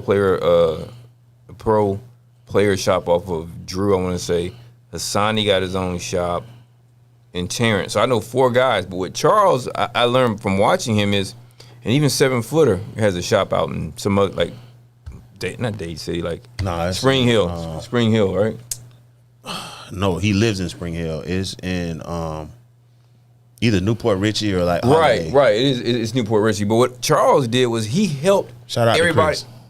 Chris. Yeah, everybody. See, 7-footer. Yeah, everybody that, and he is 7 feet. But everybody that. He's 6'10". Okay, but everybody that tried Shout to out go to do something Chris. else, Charles helped him. But Charles Yeah. looked at the bigger picture. You want your own. You want to run your own business. What's Right. wrong with that? No, nothing. But that's what I'm saying. The model for what you're telling me is not the model. Because not. once again, it goes I want back you to here, and I want my you foot on your here, neck. I want my foot on your neck. I want you to give me a certain amount of money each Yeah. week and do as I say. And that's not, you can't deal with grown, especially independent. You can't have an yeah. independent contract like that. Right. You cannot, like I say, and to me, it's just certain things that, and I go back to what you talk about, building relationships Yeah, man. with people. Very important. It's critical. Yeah, so since you said building relationships, I want to shout out Will Fadeology. Yeah. Shout out to Will. Who's Will? He's the That's guy the that got was his own opening the shop. barber shop and Oh, was okay. told to leave. Yeah. Yep. And I went over to visit him. He had a female barber in there. And I told him I was going to smash the female barber, and now we're married. Shout out to Will. right? True That's- story? that's- True that's- story, yeah. I'm Right on, definitely- man. That's I'm a baby not mama. clapping. Y'all still go I'm together, not. right? We still go together. Yeah, that's good stuff, man. Still So go together. they married and they go together. That's convenient. That's convenient how that works. Yeah. And that's what I go. But even like with you, as I tell, Yeah, buddy. you had great energy about you, but you always kept it business. You know what I mean? nobody really got to see you out of character. I hung out with you, so I get you cut up a little bit, but you always kept it where, conservative, real laid back. I don't, that's something I think about a lot, actually, because I did the last 5 years of my career, I was not that way. I was much more, and it was, I think this is a commentary here. The first 22 years of my career, I've stayed in touch with, off the top of my head, one person. The last 6 or 8 years, a dozen or more. Right. So and that's part of that apathy I talked about, and like becoming like just disconnected from the whole thing. Right. I think a lesson for me there was you missed out on some connections and some relationships. Right. And building relationships probably. Yeah. Within the organization will also make the relationship stronger. Yeah. Right. Yeah. If I care more about you than the results that you can give me, guess what's going to happen? You're going to get the results. You're going to get the results. Yeah. That's good. I like that. I like that. Yeah. And you respect me in the process, and I respect you in the process. I mean, But that's a lost art. Like I said, sometimes when you are in. That's why I'm doing it. You started this conversation. This part of the conversation No, it's about cool. why. Like I said, why. we did no commercial. We're going to do that later on. We commercial free, so we run tonight. But when you when you're in that corporate structure. Yes, sir. It's always about the number.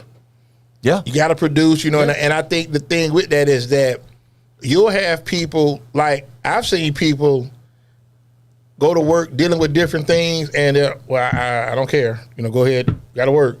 Yeah. I don't care what's going on. Your car's in the shop. I don't care. My son's sick. I don't care. Go to work. Clock in. Let's go to work. Yeah. It's and I am. The numbers are the numbers.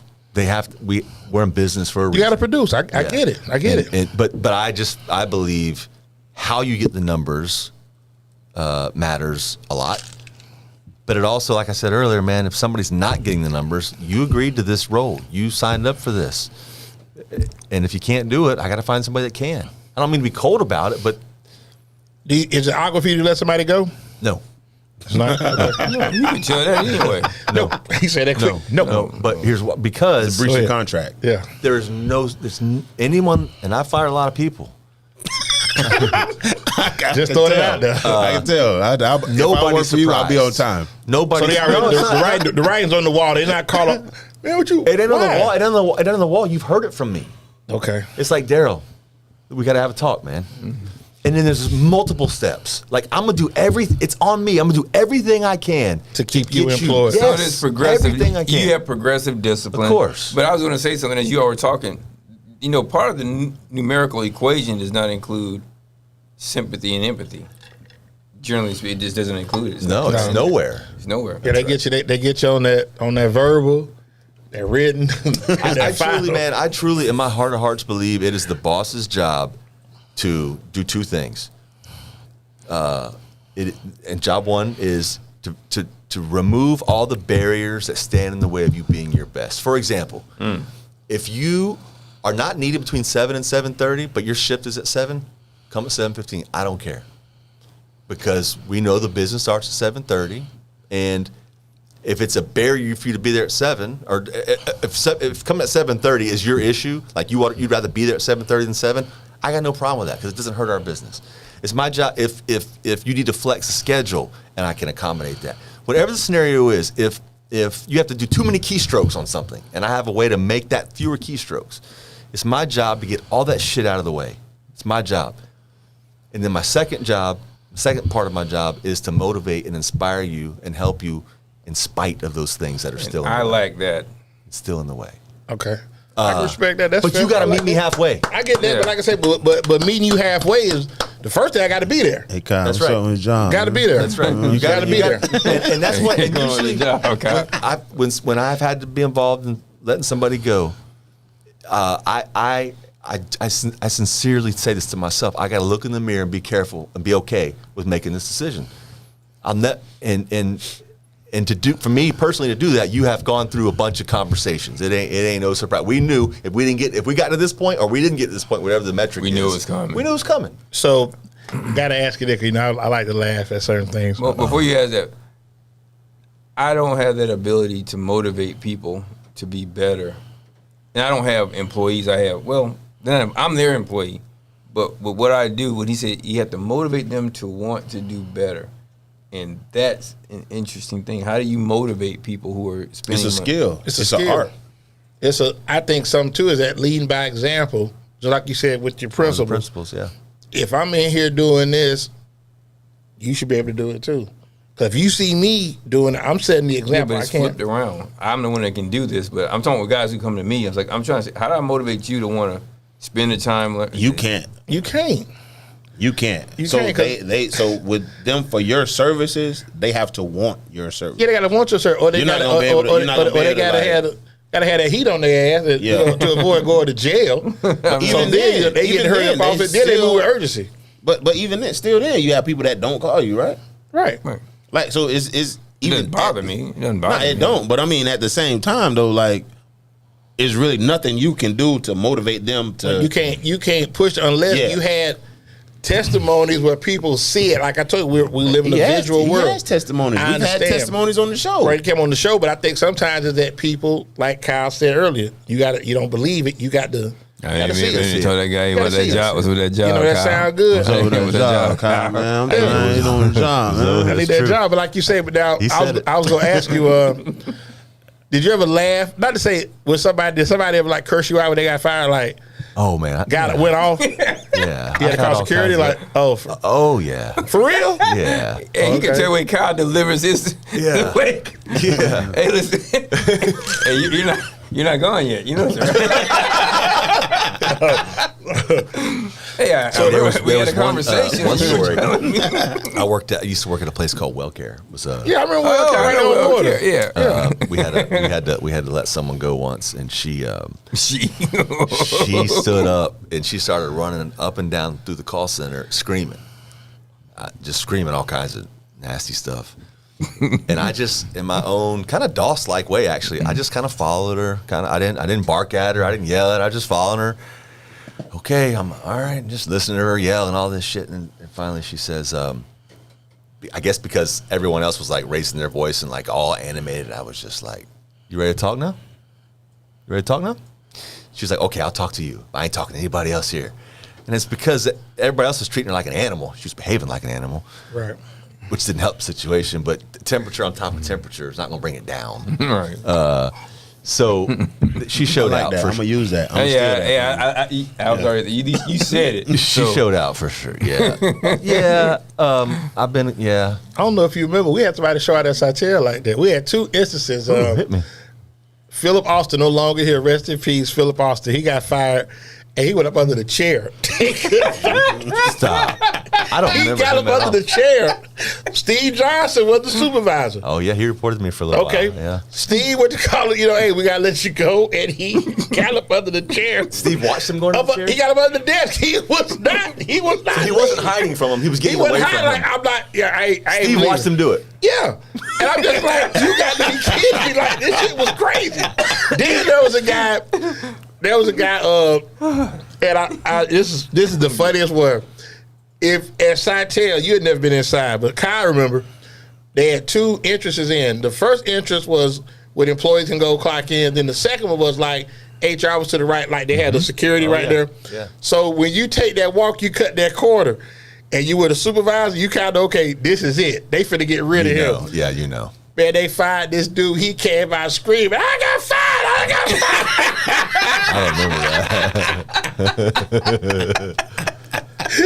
What good did I'm that over do, right? on the other side of the building, and I'm talking about, I look, and I'm talking about, he just run, I got fired. Yeah. Boy, you talk about screaming, hollering.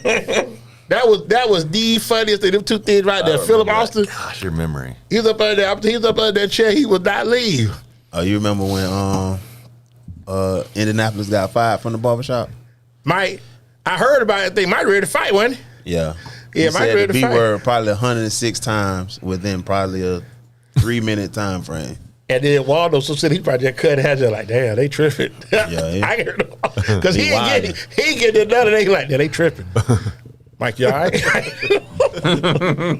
But that's why I say you got to be real careful because we live in times today where Yeah. you got to be real careful because you just don't know. Yeah. You never know what people got going on. You cannot. That's You can't exactly assume right. nothing. It's like, and especially if you're in that crunch, that tight, you need their job because it takes you to a different place. Especially now that we're not an open carry state, but now you're you can carry state. Yeah. You never know what. I think Every place can be posted. That's why now. it's important to like have a relationship and be connected to Begin people. with we. You know, But like you said, but I important can't. to But begin your with character and your we are a demeanor, team. I can't see. We don't want to kill somebody us. being mad with you. They may be mad with the situation. oh, it happens. Oh, Yeah. I can see him being mad with it Kyle happens. because he's just like Kyle just said he'll fire you. no leadership requires getting to the point. Right. And Yeah. really, I can't. It takes me 3 minutes to let you get to the door. It doesn't. I don't need to use 30 to do it Right. because I've already used Yeah. the progression. That's right. I mean, I pride myself on being pretty direct, but I also pride myself on being very fair. Being very he'll fair. tell you. I hope we don't talk too much. That damn, I might want to kill him. I'll be right back. He said, you ready Get to your talk now? shit. You ready? You know, I'll let you run around. You ready to talk now? Yeah. I can't even come back. I'll be like, Are you tired? No, I won't. I still want to talk. And then she goes, she looked confused. She's like, "You're the only one I'll talk to." Okay, let's go. Yeah. So No, did you call security to get her? Or oh, you never follow me. Yeah. Ooh. See, that's why I say that just be. And actually, the HR dude that worked at the time, wow, this is a full circle moment. The HR dude at the time was terrified so much so that he let me chase her, and he like stayed 10, 12 feet back. That guy reached out to me on LinkedIn maybe 6 months ago, and I delivered a speech to his company. And that was back in like 90. Wow. That was, yeah. But how you gonna do security and you scared? They don't even go together. Yeah. He wants security. He was HR. He was HR. Oh, HR, He yeah. was HR. But security, they didn't like try to. Hey, let's get No, this together. I mean, like, I just Kyle had it under control. kind of under control. He said, I guess you ready? so. He said, you ready to talk? You ready to talk now? I guess so. You ready to talk No, now? man. I Okay. just believe in setting expectations. If you don't hit the expectations, we're gonna have conversations. It's a On two-way top of- street. yeah, I owe on part of top that. of I'm not just temperature, expecting you to do it on on your own. temperature. I gotta help you. I want to help Right. you.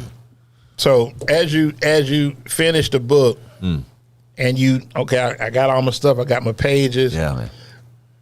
And you reached out to different people along your journey. Oh yeah. Did anybody give you any kind of like when you gave the thought? Okay, I'm gonna do a book. Did you get any resistance? Like, man, what are you doing? Like, Oh sure. Yeah. Are you serious? Oh yeah. Really? Oh yeah.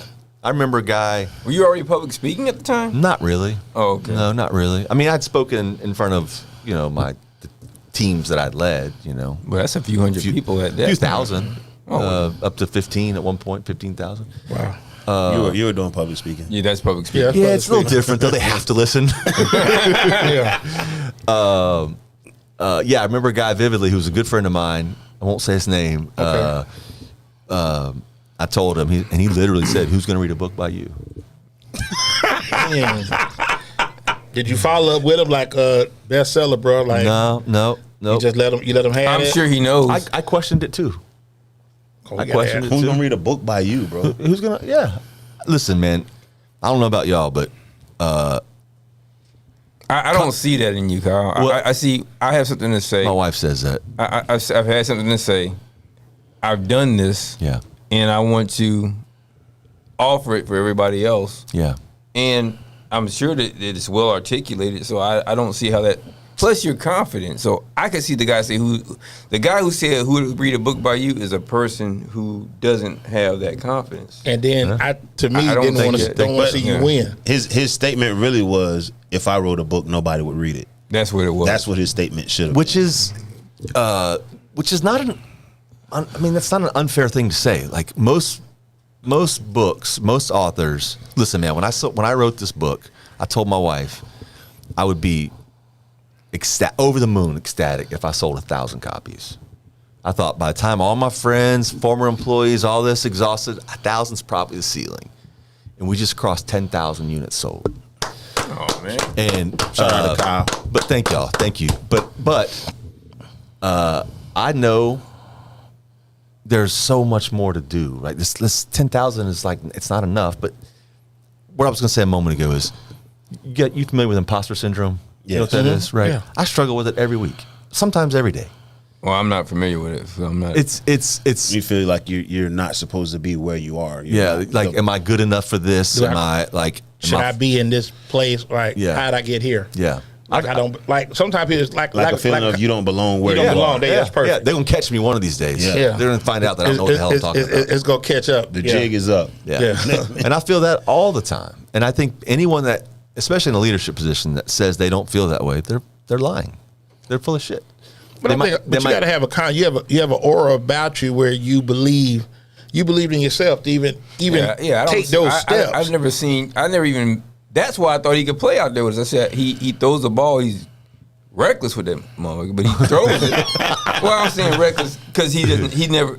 You were in charge of your team's offense, right? See, that wasn't going to be the case. Yeah. I could have talked to him and say, "Listen, this is our concepts." Yeah. And then, okay, who do you think has a better arm, Kyle or Vec? Probably Kyle, without a doubt. And guess what I could have done with Vec? Oh, much more. He becomes a wide receiver again. So then we got 4 cats that you couldn't cover the 4 we had anyway. But I wouldn't have tried to. It took me a while to learn how to play that game. It took me a while to learn how to play that game. But contact is actually more like regular football because I wouldn't know. I wouldn't know. Never got a shot. No one ever asked me to play. You play a little baseball, right? You play a little baseball, right? Wouldn't allow I played 1 year baseball and I was terrible. Little league or high school? American Legion in high school. Okay. Yeah. You say you were terrible? I pitched for a minute, but I never grew up playing it, so I didn't know. I didn't even know how to. I didn't know what the stretch was. I didn't know that. You had to just throwing. I could just throw hard. Yeah. he could never do that. That'll weigh you out too. Damn far. But not compared to a lot of people though. So we finna let you get out of here, man. Any shout outs you want to give, man, to Gonna give again with rapid fire? we. Yeah, we definitely gonna do rapid fire. I got some stuff for them. Don't worry about that. We're gonna do rapid fire. Rapid fire. Right on. Yeah, we're gonna cut up with you. No, man, it's really good to see you. I wasn't bullshitting. I've been looking forward to this. I knew you was coming. Like I said, just imagine putting the schedules together. Yeah, Doss, I was telling Daryl, I've probably done 70, been a guest on 70 different podcasts, and most of them are they're not conversations like this. Right. So I've been looking forward to that, and I also said, you're never going to escape me. Somehow we'll go years without seeing each other. Yeah, probably know too much about each other. Yeah. But even that, like I say, but it's like, and that's what I love. Like you're saying with we, You know where the skeleton's buried at. It's us. So it's not a matter of me. It's us. We are a collective unit. So every person brings their qualities that make the show pop. You just and by the described the way, team. hey, what's up with Begin with the job. Hey, congratulations. Hey, but Brian just said what's up to tell you what's up. Did you really? He's watching right now. Shout out to Brian, my man. Shout out to Brian. Oh, that's cool. Brian, you still need that job, man. Holla at Kyle, bro. I wonder. Holla at Kyle. You still need that I wonder job, if bro. his number's even in my file because we used to text for a minute, but I bet I'll send it over I bet to he you, doesn't man. remember that conversation, but I do. And He's watching now. Ask him. And Brian, when you're watching. Kyle said, "Do you remember the conversation about getting hooked up with the job?" But it was up with the job. The job. But Daryl, you just described a high functioning team. Yeah. Everybody has. I'm good. I know what I'm good at. I know what I'm not good at, and hopefully I got somebody on my team that's good at what I'm not good at, and we augment each other's skills. But hey, hold on. But JT, do we have a couple of minutes? Can you list? I know I'm going to read the book. Can't speak for everybody in the room, but. Can you list the 10 bro, stop trying me. I can read, bro. That's the second time you done said that, man. I don't know if you can read. I can't read, bro. I don't know about your reading. What's the concept? A hit dog will holler. I said I can't speak for everybody. I can't speak for everybody. That's all I said. You mean to run through them? Yeah. Run through them. And thanks for putting that up for us, Torres. Don't worry about it. Might be an altercation after the show. Don't be alarmed. Me and Doc do this all the time. I might put them in the camera clips. And you know what? I'm glad it's on audio book because I was going to ask you about it. Did you do the voiceover? I did. Yeah, I did. Look at Kyle. Look at Kyle doing the voiceover. Okay. Yeah, I did. Hey, everybody out there. Hey, by the way, if you buy Kyle's book, I take off 25% of any service, and that's way more. Oh wow, thank you, man. Man, listen, dude. Anybody who builds, and I appreciate it, and I got my signed copy, and so that way I ain't worried you taking it, Daryl. It's gonna be great. Okay. I'm looking forward to this. Thank you, man. Okay. That's very kind. I got my signed copy. Like, okay, y'all is gonna get signed copies. I mean, that's fine, dog. Is yours signed yet? It will be. Don't worry about it. I can take yours. I mean, what are you talking about? my name is in mine. Good. I can cross it out. I mean, what are you talking about? now that's the guy inside tail. That's the guy I know. That's the guy that assaults professors. Go ahead, man. Don't start. Pull them up on Torres. Pull the principles up so we can check a look run at through them. I can do it. Go ahead, run through them. It's his book. Hey, don't be like what was his name? Oh, Nick. Don't be like Nick. Oh yeah. Let's see if he knows these. Bitch, he don't know him. $10, he don't know him. This is a good story about Nick in the book too. The guy had a $10 million mistake. made a $10 million mistake and didn't get fired. He thought he was going to get fired. Whoa. He didn't work for me. He learned from it. He learned from it. It was, Well, go and call him out. What's your first so one? I'll run through them real quickly, and I would just encourage people as I run through them to remember two things. Number one, well, let me tell a really quick story if I may. I gave a talk at Audi, the auto manufacturer. Okay. At the end of the talk, this big old dude, 6 foot plus, former Division I football player, jacked, stands up in front of 70 or so other leaders and says, if you guys will, he said, if you give this book a chance, you might see some change. This book has changed how I raise my children. Wow. I teared up.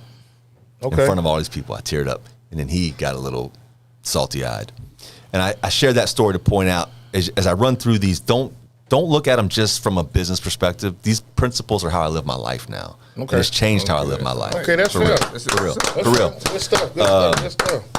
And the second one is they're so simple. But simple is not easy, especially in a corporate environment, especially when you got a bunch of people that are there for different reasons and all the things we discussed tonight. And they build upon one another. So the very first one, this fundamental foundation for everything we do, it's we do the right thing, always. Right. I always include that one-word sentence, always afterwards.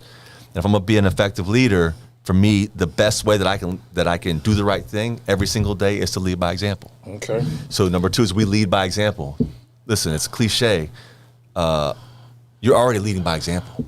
The question is, are you leading by an example? A good example. Right. Good people replicate. Are you leaning by something that you want people to follow? Yeah, if it was on the company, if your mother saw you behave this way, if it was in the company newsletter, right? That's how I think about it. Yeah, she follows me on Facebook. She's not proud. Right up. My mom saw me handle somebody, My mom's been gone for 12 years. If she saw me Condolences. disrespect somebody, that's the filter I use. I'm going to lead by example. If I want to lead by example, I think the number one way to do it inside of a team, especially corporate America or team in any team, is we say what we're going to do and then we do it. When I make a commitment to you, I'm going to come through. And if I don't come through, you're going to know well in advance. No surprises, right? Right. Say what we're going to do, then we do it. And that requires me to roll into are we on 4 now? Yeah, we number take 4. action. We take action. Taking action and making a mistake is okay.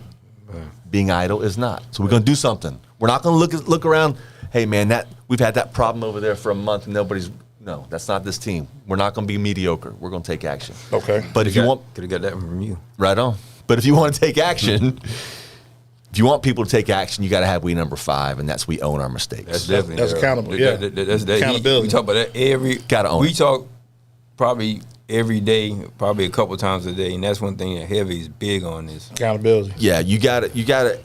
But no one's going to raise their hand to say they made a mistake unless they know they're not going to get beaten over the head with it, right? So they got to know, if you made a mistake and you come to me and talk about it and I don't find it on my own, that's different. I don't judge people by mistakes. I judge them by how quickly they remedy them. right. And respond That's when good. they do Right, make a mistake. right, Yeah, right. yeah, I get that.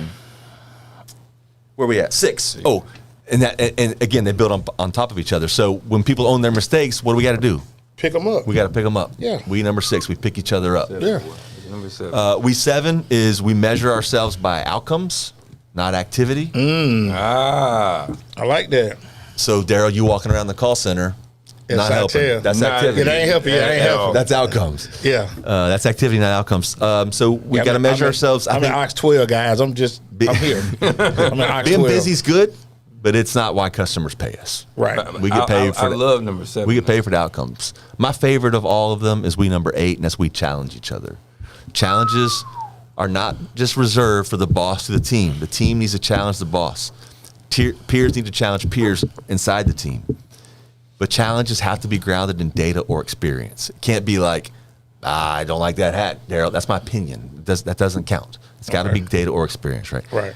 We embrace challenge as number 9. If we're gonna be in an environment that's rich in challenge, you better be ready to take them. Yeah. Sound like Colorado. Be ready to come with it. Yeah. Yeah, you sound like I think I appreciate that. And then number 10 is we obsess over details. So once we get through the first 9, we get to that 10th one, everything we do, we're going to strive for excellence, not perfection. We want excellence. We want excellence. PowerPoints, everything we One do. of the Air Force core values, excellence in all we do. That's it. Jeez. That's it. That's true. That's true. Actually, I didn't know that. I didn't realize that. But I just That's think it. for just because it's like value. there's so many principles, Core like value you is say, that graded. but the core Graded. value, like you say, what you're standing on is leading by example, and then, like I say, owning your mistakes. Yeah. That's big in the society that we're in today, because a lot of people will defer and put it off on somebody else. Oh, that wasn't my job to do it. Right. You know. Right. That seems like something just like chores at the house. Like, hey, can you wash the dishes? Or I ain't fixing that. You know, I ain't doing none of my dishes. Yeah. That's why we got to set expectations. And so I think a lot of companies are really good at telling people how to do their job, but they're not necessarily really good at telling people how to behave with one another, how I'm going to treat you, how I expect you to treat me. And when you don't behave that way, we're going to have a problem. I don't want you on the team if you're going to behave that way. But these are low bars, right? That's the guy that gets laid was- around the building. I wanted to tell that to my daughter, so she Do that, please. I want her off the team. Oh, you were?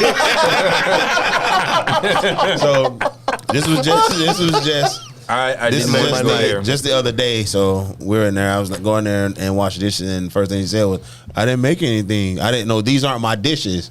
And her mother almost killed her, but that's another story. But that was That's not team. That's not team. And right there. speaking, I actually want to give her a shout out. My daughter, the one that I wanted off of the team. So I don't know if y'all remember when I told you she went to a certain charter school and she fell behind. So for the last 2 years, she's been behind grade level. Dang. And she tested this week. She's taking science, math, and reading. So she took her science today. So her math and reading are finally on grade level. Let's go. So I want to shout out her on the show. I don't know if she's watching. Hopefully she's What's her watching. name? Lyric. Lyric? Lyric. Yeah. Oh, Like Jason. okay. Like Jason. Yeah. Respect, Lyric. So so she's Outstanding, by the way. Good for you. she's for you, on man. grade level and What a story that is. Behind 2 years and now current? yeah, she was behind 2 years and now she is currently on grade level. That's hard work, dedication. That's credit to persistence. you too, brother, right? Yeah. Yeah, so it's been probably the mom. yeah, a lot of her mom. So She's on time. Yeah. Yeah. She's definitely on time. Yeah. Hey man, that's a big deal. That's really cool, dude. And this is her. She just FaceTimed me to go from 2 years back to current. I can see. Lyric. Hey, congratulations. Right on, Lyric. Great work. Great work. Stay Good for you, motivated. man. Good for And you. obviously, you did all that on time. Yeah. Like Do as I say, John. not as I do. Yeah. Yeah, that's what they say. Do as I say, not as I do. I get a lot of that too. Yeah, I bet you do. Yeah. All right, man. I'm Get a finna lot go. of All that. right. I'll see you later. What you mean? I just say what I Let's get that rapid fire. You know I got to fly tomorrow morning. Where you going tomorrow? Washington State. Ooh, 6 Gotta hour. go Huskies. Mike 6 hour Penix. flight, Mike boy. Penix Jr. from Yep. Plant, Waldo's cousin. I didn't know he's from Plant City until. Is that your cousin? They live in They- Plant They City. live in Plant City now. But he's from They're Dade. He's from the Dade city. He's from the city. I didn't. And he went to Plant. Let me No, tell he you. went to Tech. Tell me Tech. Tech. Yeah. Okay. I didn't know he's from this area. I just heard that like a week ago. But I'll tell you what's crazy. First interview we ever did, Blog Talk was him. Was him. Junior No high school. They playing. What school they play? University of Thomas Jefferson High School. was our game of the week. Was he that guy in high school? Yeah. Ask Daryl. We knew he was going to be good. Ask They Daryl. shouldn't have won that night. Of course, Yeah, I, No, know, they I mean, definitely I should've saw. won that I mean, just his knew he was that guy. his accuracy. Like I Yeah. said, just. Oh yeah. So coming into the game, let's discuss this. Here we go. Coming into the game, before the game played, I said my cousin's the best quarterback in Hillsborough County. They looked at Haven't me, seen him play now. looked at me like I was an idiot.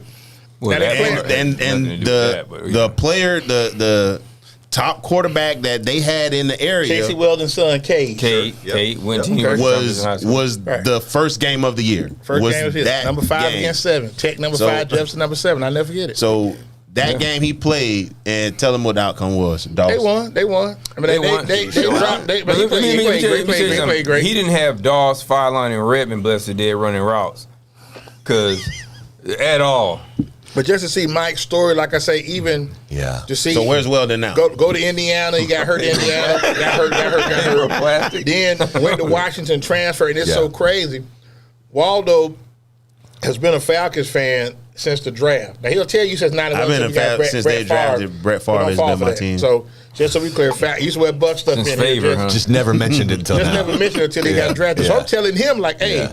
we're gonna get Mike. No, they just paid Kirk Cousins. They gonna get Mike. I said, yes, we are. I said, just watch and see.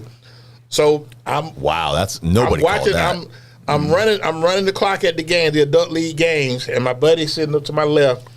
Falcons on the clock, so it's spinning. I'm waiting Wi-Fi, Yeah. waiting for it to come in. Yeah. And he said, "Damn, D, y'all just got Mike." I couldn't even Wow. think straight for like 2 minutes. Like I wouldn't. Damn the called game. that. I ain't worried about the game. Yeah. because I know what that's going to do for the city of Atlanta. Yeah, absolutely. And I'm excited for him because his story needs to be told. Good kid. He's a good Great kid, great family. Great family. Of course, he has. Everybody's on time, but this one. I mean, most of the families. And he's not an arrogant kid. He's very grounded, humble. That. And how can you not pull for a kid like that? Shame on you. That's what I wanted to know when I told you that. Good for you, man. What's You that? didn't call it though, because I have it in my text message. That was a Huh? You called it. Yeah, I told him. I said, He did. Yeah, I told him. He thought, oh, but we going. I Did told you him hear so. that somewhere? Did you hear that somewhere? Or did you just think of that your own? I mean, I just knew we were going to get him. Okay. I knew we was going to get him. And now we're in Waldo. We're brothers now. We're Falcon fans. That's right. Do the thing, Waldo. Caw. No, it's cuckoo. Whatever, I don't man. think that's a Whatever it is, bro. Sound like Cole and Martin just then. sound like a hit buzzer. so let's recognize our sponsor. We can get Kyle out of here with his flight to I want to Seattle. do rapid fire first. We're gonna do rapid fire first. We got to recognize y'all. Then we do rapid fire. They gonna be long. I know he got a flight. What time you flight tomorrow? 8. You in Seattle or Pullman? Where you at? Seattle. You going by King Street to catch the fish? No. I think I'm staying near there. Though. Mariners might be in town. Renton. We're going to Renton, Washington. Ooh, I've heard of that. Okay, I don't know suburb, about it. I don't know. right outside Tacoma. It'll be cloudy and overcast. Dude, it's 50-something degrees there right now. It's gonna be overcast. Bring your long sleeves, Kyle. for sure. Pull out your pullover. For sure. Yeah, and your little jacket. I don't like cold weather. I know you don't. I used to work with you. I used to be aggravated at work. It get kind of cool. Now you're just making stuff up. Yeah, he's like short sleeve because Kyle, wears polo, just be real casual. Back in those like days. the hard ballers. Yeah, Nah, he suit and tie right now. No. Yeah. Never. no, No, Really? sir. No, sir. just pull over, blazer. or, I'm giving a speech on Wednesday. I'll have this on with a jacket. okay, That's it. Okay. You won't get, and I'll have you won't see me in work shoes ever. yeah, so Not you got anymore. the J's It's on. always Okay. not anymore. Got the Iowa, old school Iowa. That's what they were back in the 80s. Yep. Roy Marble. I'm with you, BJ No, Armstrong. man. BJ Armstrong, yeah, When I Roy left. Marble, yeah. When I Yeah, boy. yeah, good call. Come on now. Whenever you're ready, Tori, let's go and recognize these sponsors. But I can get Kyle to rapid fire so he can get this flight, get on out of here. So at every show we dedicate to my man Will D. Absolutely. Left us back in August, coming on 2 years, man. Cigar Life, CIGRLYFE.com. Got some good apparel on there. Let's go ahead and hit Greg Dawes. Let them know what you got going on, Ruff. Talk to him. Hey, Talk to Talk the to people. and tell them you got receipts too, Hey, man. Don't be absolutely. bashful. Tell them, man. We Tell have the people. receipts. Greg Dawes, G, non-attorney pro se consultants. By the way, I tell everybody out there who may question what it is that we do and how we do it, you can go to my YouTube at Greg Dawes, GDNAPSC. And don't forget, when you do purchase the book and you need your discount, make sure you just show me Thank you proof for of that. purchase and we'll get it going. But definitely, I would just looking at what I saw in the book, and yeah, I have receipts and I'm proven. But I never said it before until this. Actually, I'm that motivated. But listen, looking at his principles, and I was tapping D, and I'm like, if you do this, you can be successful in the courtroom. Of course, I can't give you legal advice, but you can be successful if you, from what I'm just seeing superficially, you can get that. And you got receipts too, right? Absolutely. Okay. Hey, by the way, you'll watch and see a couple of my receipts. Hey, Okay. you don't mind, Terrell? Pull up Odell Beckham, little brother for Kings Care. They just did vibes. Yeah, this Waldo company, right? See Odell Beckham, little brother. All right. Yeah. So this is King's Care. So check us out, kingscare.com, for a king made by a queen. We have shampoo, conditioner, beard wash, beard oil, beard conditioner, and also a pomade. So Can I get on Amazon? yes, you can get it on Amazon. So you can get it Right. online. You can get it online at kingscare.com. And y'all had to open that Care tomorrow with too, the K. right? Yes. Right on. So Okay. we are also in Brandon somewhere Mall else, at too. Everyday Shops. Yeah. Everyday And shop. you also get it on Amazon. So we still fighting and scraping trying to get Prime. on Prime, but We'll be there. now that Is that a process?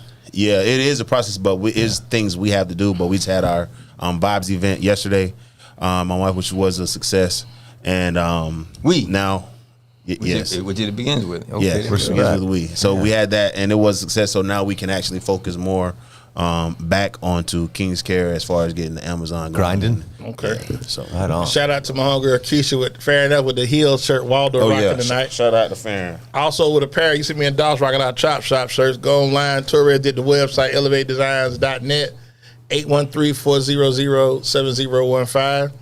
Got some good stuff coming out. Check out Carlos Martin, I Auto might need to Repair get Center. Uh-oh. He with Minnesota. He with the Timberwolves. I He knew with the Minnesota. Timberwolves. That's Man, I the sexy told y'all. pick. Man, I told y'all, That's bro. the sexy pick. Hey, there's I told y'all. There's a grown man They playing good ball. from Minnesota. 813-443-4730. So y'all believe in the conspiracy, Michael Jordan's son conspiracy? I ain't gonna go into that. They say Anthony Edwards? Yeah, that's the conspiracy going around. Those are the allegations. So he was frequently fornicating with young women around the time Anthony Edwards was born, and he was father. He's 22, so I mean, Mike was still in the league, so that's 2002. That's what they saying. He's a 2001, he was bad in the league. boy. Yeah, he tough. I watched his highlight. They said the same thing about Jimmy Butler too, though. Yeah. Yeah. He looks just like Michael Jordan, except in the face. So let's go to the next one. Hold on. Let's pull up the groceries. Y'all gonna recognize those that keep the groceries going. Let's do Conan first, man. Best barbecue in the city, man. You got to check them out, Kyle. Kyle, have you ever been there? I've not. Life changing. should. Go check them out. They got good groceries. 1510 North Hubert, 813-870-0404. Eat when you get home, because you be like me slumped over in the car. That put you to sleep. And then also, we're probably kicking it tonight. Wingstop, we got 9 locations serving the Bay Area. Go to these. These are the ones that's playing already, right, against San Diego, right? We lost first game 6-5. I know that. They've been whooping us all weekend. They done walked the dog on us. Be Atlanta. We got 9 locations throughout the Bay Area. That's my money. Not too far from Club Sitel, Kyle. 2115 East Hillsboro. Yes, 813-559-1527. Then you got the Northdale, baby. 10019. It's close. 813-374-3566. I don't know if you're a part in Club Kathleen, but a little bit past Plant City. Kathleen? Club Kathleen. My dad's from Kathleen. My dad's mother's from Kathleen. Okay. I used to go. I Been played to Club Kathleen? No, sir. Oh, okay. No, All right. no. Just asking. Hey, don't I played against Ray Lewis. Hey, do not let him Ray incriminate Lewis in Little you. League Yeah. football? Yeah. What position you played? I played quarterback. He played everything, didn't he? We were like 7. Yeah. So Did he hit you? Yeah. I don't remember, to be honest. I wonder if he did the squirrel covered out. Yeah. Probably. It Probably. wasn't released yet. It wasn't My favorite released place yet. to ever play football when I was a kid. Kathleen Red Devil Stadium. That field is butter. Nice. Yeah. Yeah. They got good football over there too. 863-450-2353. Old School Sound Exchange up there by Malibu, 14915 North Florida, 813-851-0088. Forgot about Sound Kyle, the Exchange closest still one to open? you? Nah, they closed. I think they closed. They might be open. I don't know. I think they closed. They had one on Hillsboro, didn't it? Sound Exchange? I think so. They have one on Hillsboro. No, they're gone, West aren't they? Hillsboro. West Hillsboro, that's it. That's Now, where I one got close to my- you, Kyle, is that's 107 South from. Dale Mabry, Triple 813-551-2423, right there. aware. Yep. Kenny Dale Mabry. Then we also out there by the Outlet Mall in Lutz, 23048, Florida Highway 54, 813-704-9464. If you out there in New Tampa Way, Cross Creek, 1219 Bruce B. Downs, 813-536-0222. Where it all started, man, 2776 North Fowler, 813-903-9464. And Chop Shop headquarters, we should be going there tonight. 9305 North 56, 813-373-5174. Shout out to the gang in there, man. And by the way, Kyle, Brian, Yes, sir. I'll give you Brian's number, and Okay. if you can, if you get these all here, I'll make sure we get one for Brian. Great dude, man. Okay. Yeah. he's And good. pull up, Great dude. now we finna do rapid fire, get you out of here, get you on this plane. Let's do it. All right. So this is gonna be brought to you by my good folks, man. Hey, ask him some rapid fire questions about you at Sitel. No, we're not doing that. Nick Wilson, Renee Norris Smith. I'm married, bro. Shout out to Nick and Renee. Boss Hog and Company LLC, your load, our strength. 813-364-4390. Desk 813-419-1620. Let's get this rapid fire going now, my Let's go. man Kyle. Okay. Favorite DMX song?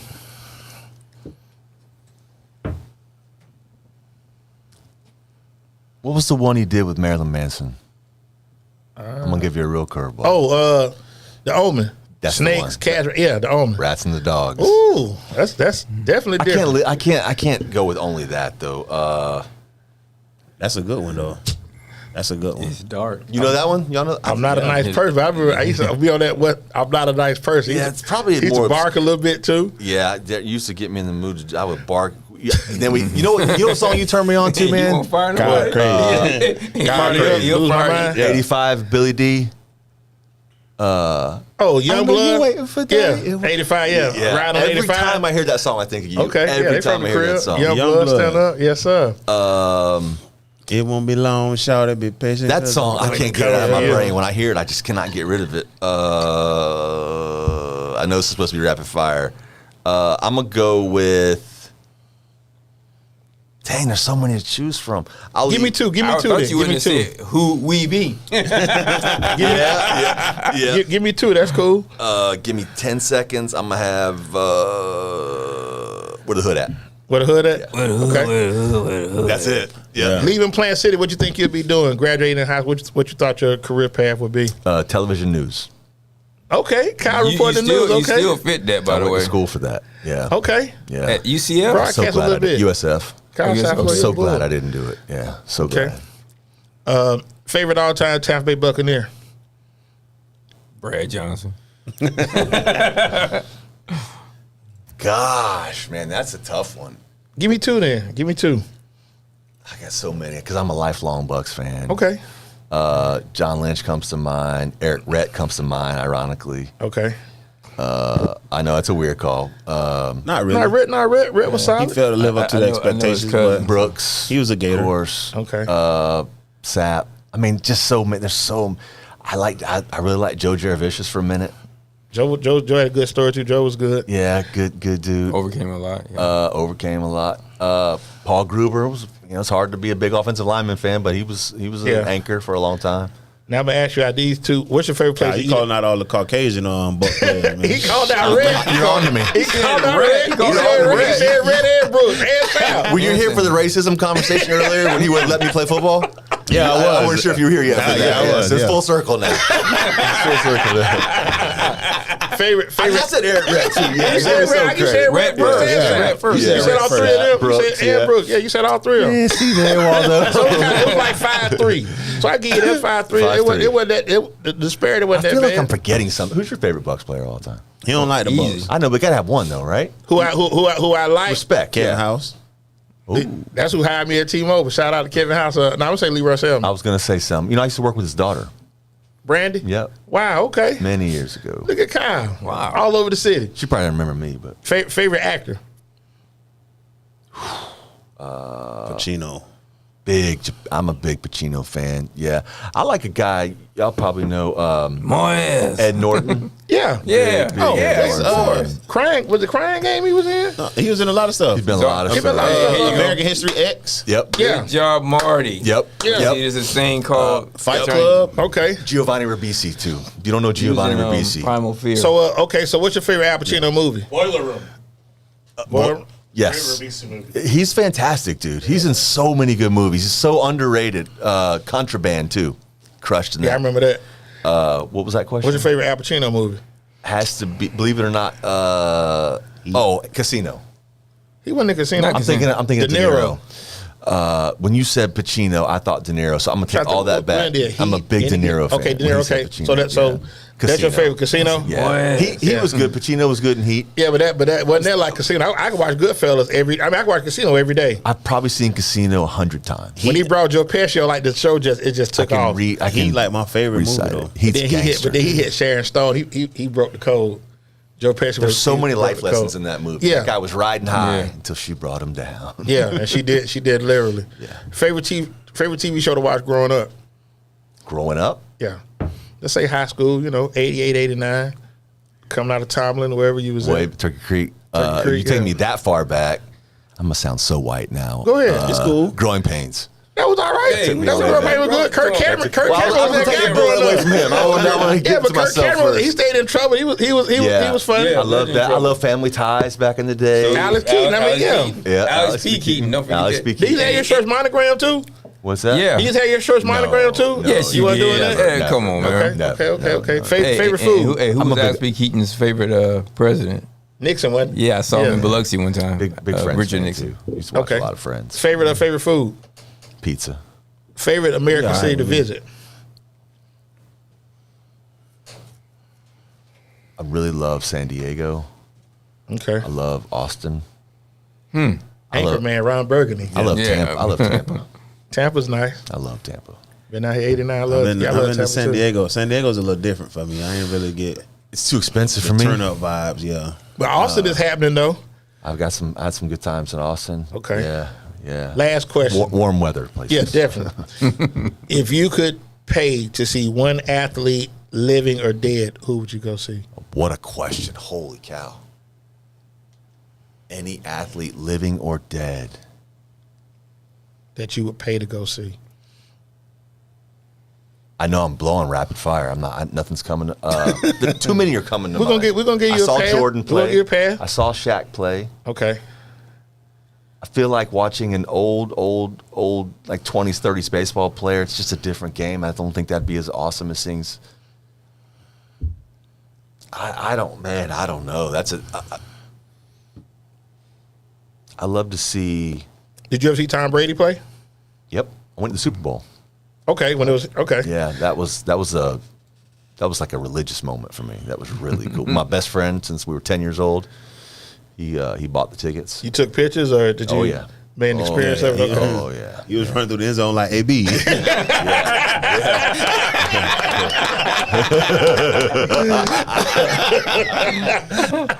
Oh man.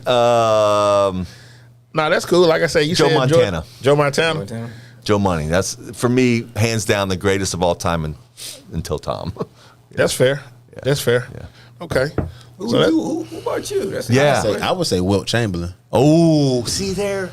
I didn't even go back that far to basketball. Because I just want to see how freakish of an athlete he was in that time. For me, I mean, I saw Mike play, and what I hate is I had a chance to go see Len Bias when he was at Maryland playing Georgia Tech, and for some reason I didn't go. I don't know what it was, but we were sophomores in high school, Wild. 86. Wow. They played Georgia Tech and in fact, back then, when Tech would have big games, they moved to the Omni.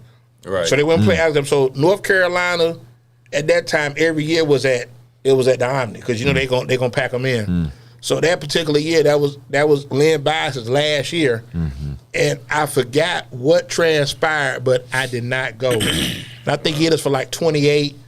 You know, but we beat him. It was a loud 20. I mean, I saw the game on TV, but it was like, you know, that was good stuff. I think it'd be cool to see some of those, like Dick Butkus, some of those. But see, the game was a lot violent. Like I said, those dudes that were just Neanderthals. That was a violent. It was a violent, like Jack Tatum. Like that was Jack Lambert. Just a different game in those days. Yeah, I watched some stuff like that where they show like Pittsburgh. Still a highlight. What about you, any player? Gibson, without a doubt. Bob Gibson? Without a doubt. What about you, Waldo? I believe that. I said Wilt Chamberlain. That's a great call too. I feel like I did do a good job on I that. want to see Wilt scored 100 points in the game. I want to be at that game. I want to see what that looked like in person. Him going against Plumbers or whoever y'all say he was playing against. But I want to see someone score 100 points in a professional game. Yeah. I want to see somebody who that's throws crazy. So hard they had to change the mound because of him. That's what I want to do. Anybody got big plans for Memorial Day? My bad. You chilling? Is that this weekend? Yeah, coming up. Yeah. You can tell guys. When is it? You tell guys to It's a work party. hard. He's in tune, ain't he? Yeah. Nothing planned, man. Nothing planned. Okay, I got what? Did you watch wrestling growing up? Absolutely. Who's your favorite wrestler growing up? Dusty Rhodes. In public, if you will. Let's not talking about it. Photos, Clues, documents, evidence, if you will. Wasn't there like him. Yes. Wasn't there like him. So everybody chilling. And let us know about the Vibes event. Give us a little bit about that real quick before we get out of here, man. So the Vibes was a success, man. We had a time. We was in I was a little intoxicated after the party was over. No, not you. It was a good event, man. We had vendors there, like I said. New Plug. If y'all said y'all like the shades, man, check them out. Yeah, I'm online. Tell me again, what's it called? New Plug. NU. PLUG. Yeah. I'm on that. Dope, man. Yeah. And I got them, man. They had them very reasonable, $25 for. Torres, you getting some too? Oh yeah. Okay. Torres, So- yeah. They didn't pay me anything for these nice kind words here, which they probably should. Check me out, man. If y'all want me to be a spokesperson for New Plug, just DM me. I'm digging them fly. So a lot of people been asking me. I had them on last night, so I took off my shades and put these on last night. oh yeah, you killing them. And I want to see if I can get mine by Sunday. I was like, from the I'm table. gonna see if I can get some by this weekend. I like them. Them fly. So I want to thank Kyle McDowell for coming on here, kicking it with us, man. I mean, this is all right here, man. Safe travels on your first journey white guy on the show, man. Shout out to Kyle. Yeah. Better not be another one either. That's it. Well, I was about to say, hey, he's broken barriers. Yeah. He just shut that bitch. He broke the barrier and stepped a wall. He's the Jackie Robinson of the podcast, man. Hey, he's the Jackie Robinson of the podcast, man. He the first one, so. You say what, the white guy? Yeah, well, man. He white. I was trying to. No, I didn't say he was white. I asked, was it the white guy? I didn't know. That's hilarious. Like, he sent me the. I'm like, is this the right profile? Like, I don't know. I love that you told that story too. That makes it even better. Tripping. Yeah, so we ain't gonna keep Kyle By out. the way, Like, I do think you could have played out there with us, Kyle. nah, I was a little too urban out there. I appreciate you wasn't sharing that. I wasn't put my partner out there with the wolves Daryl out wouldn't let there, me. man. No, No, he was adamantly. You came back concussed, you know. No, you can't even come to work. You wouldn't be able to get over at Sitel because you ain't got no benefits out there playing with them hoodlums, man. You did the right thing. Yeah, I had to make sure you was straight, man. Who knows? Had you been out there with them, you wouldn't be able to do what you're doing now. Yeah, you probably had Parkinson's. I'd be in here in bad shape, wouldn't I? We got to try to get some money for Kyle. Kyle medical bill. We got to raise some money for Kyle medical bills, man. They had to go for me back then. I don't know. Yeah, that's why he had that big. We got to do fish fries. I just sell donuts. I just appreciate Dawson thinks I could hang with that group. That'd be good. That's cool. So, no, you were my first choice. but when you finna keep touring, I got to hit that clock. He started to shift the bar, so I want to keep it all. They got to get home to Lindsay and the little one. Okay. Oh yeah, also man, before we get all shout out to all the graduates. No, can't be late now. I don't want no trouble. So yeah, all the graduates, high school, college, night school, whatever it is you've done, man, achievement. Absolutely. Salute to you. So y'all enjoy the long weekend for some. Some may not, get it, but be traveling. Be safe if you're traveling. I'm out there tomorrow for the first of mine. Yeah. What? I'm out there tomorrow at this 800+ event tomorrow at Fairgrounds. I got one graduating a year early. What's going on, man? Oh, She graduated a year early. Oh yeah, shout out. Yeah, she getting out of school, man. Shout out to your daughter, man. That's good stuff. And I have one that's in rotation before her residency up she went to the VA. She's rotating at the VA. And they're only giving out 10 tickets, so don't go out there and be embarrassed. I heard about that. Yeah. Yeah. So as I do for any show, man. Anybody want to be an artist, want to be a star? Don't want to see the executive producer on the videos, on the record, dancing. Come to Death Row. Video beating their girlfriend. So for Kyle, Torres, Dade City, Ruff, keep God first, man. Love your family when you see us. Holler. Good night. Y'all have a good week. We'll see y'all next Wednesday night, 7:30. Got the Oxtail man coming in kicking with Nick Wilson. Gonna be good. Y'all get ready. Good night. Indeed.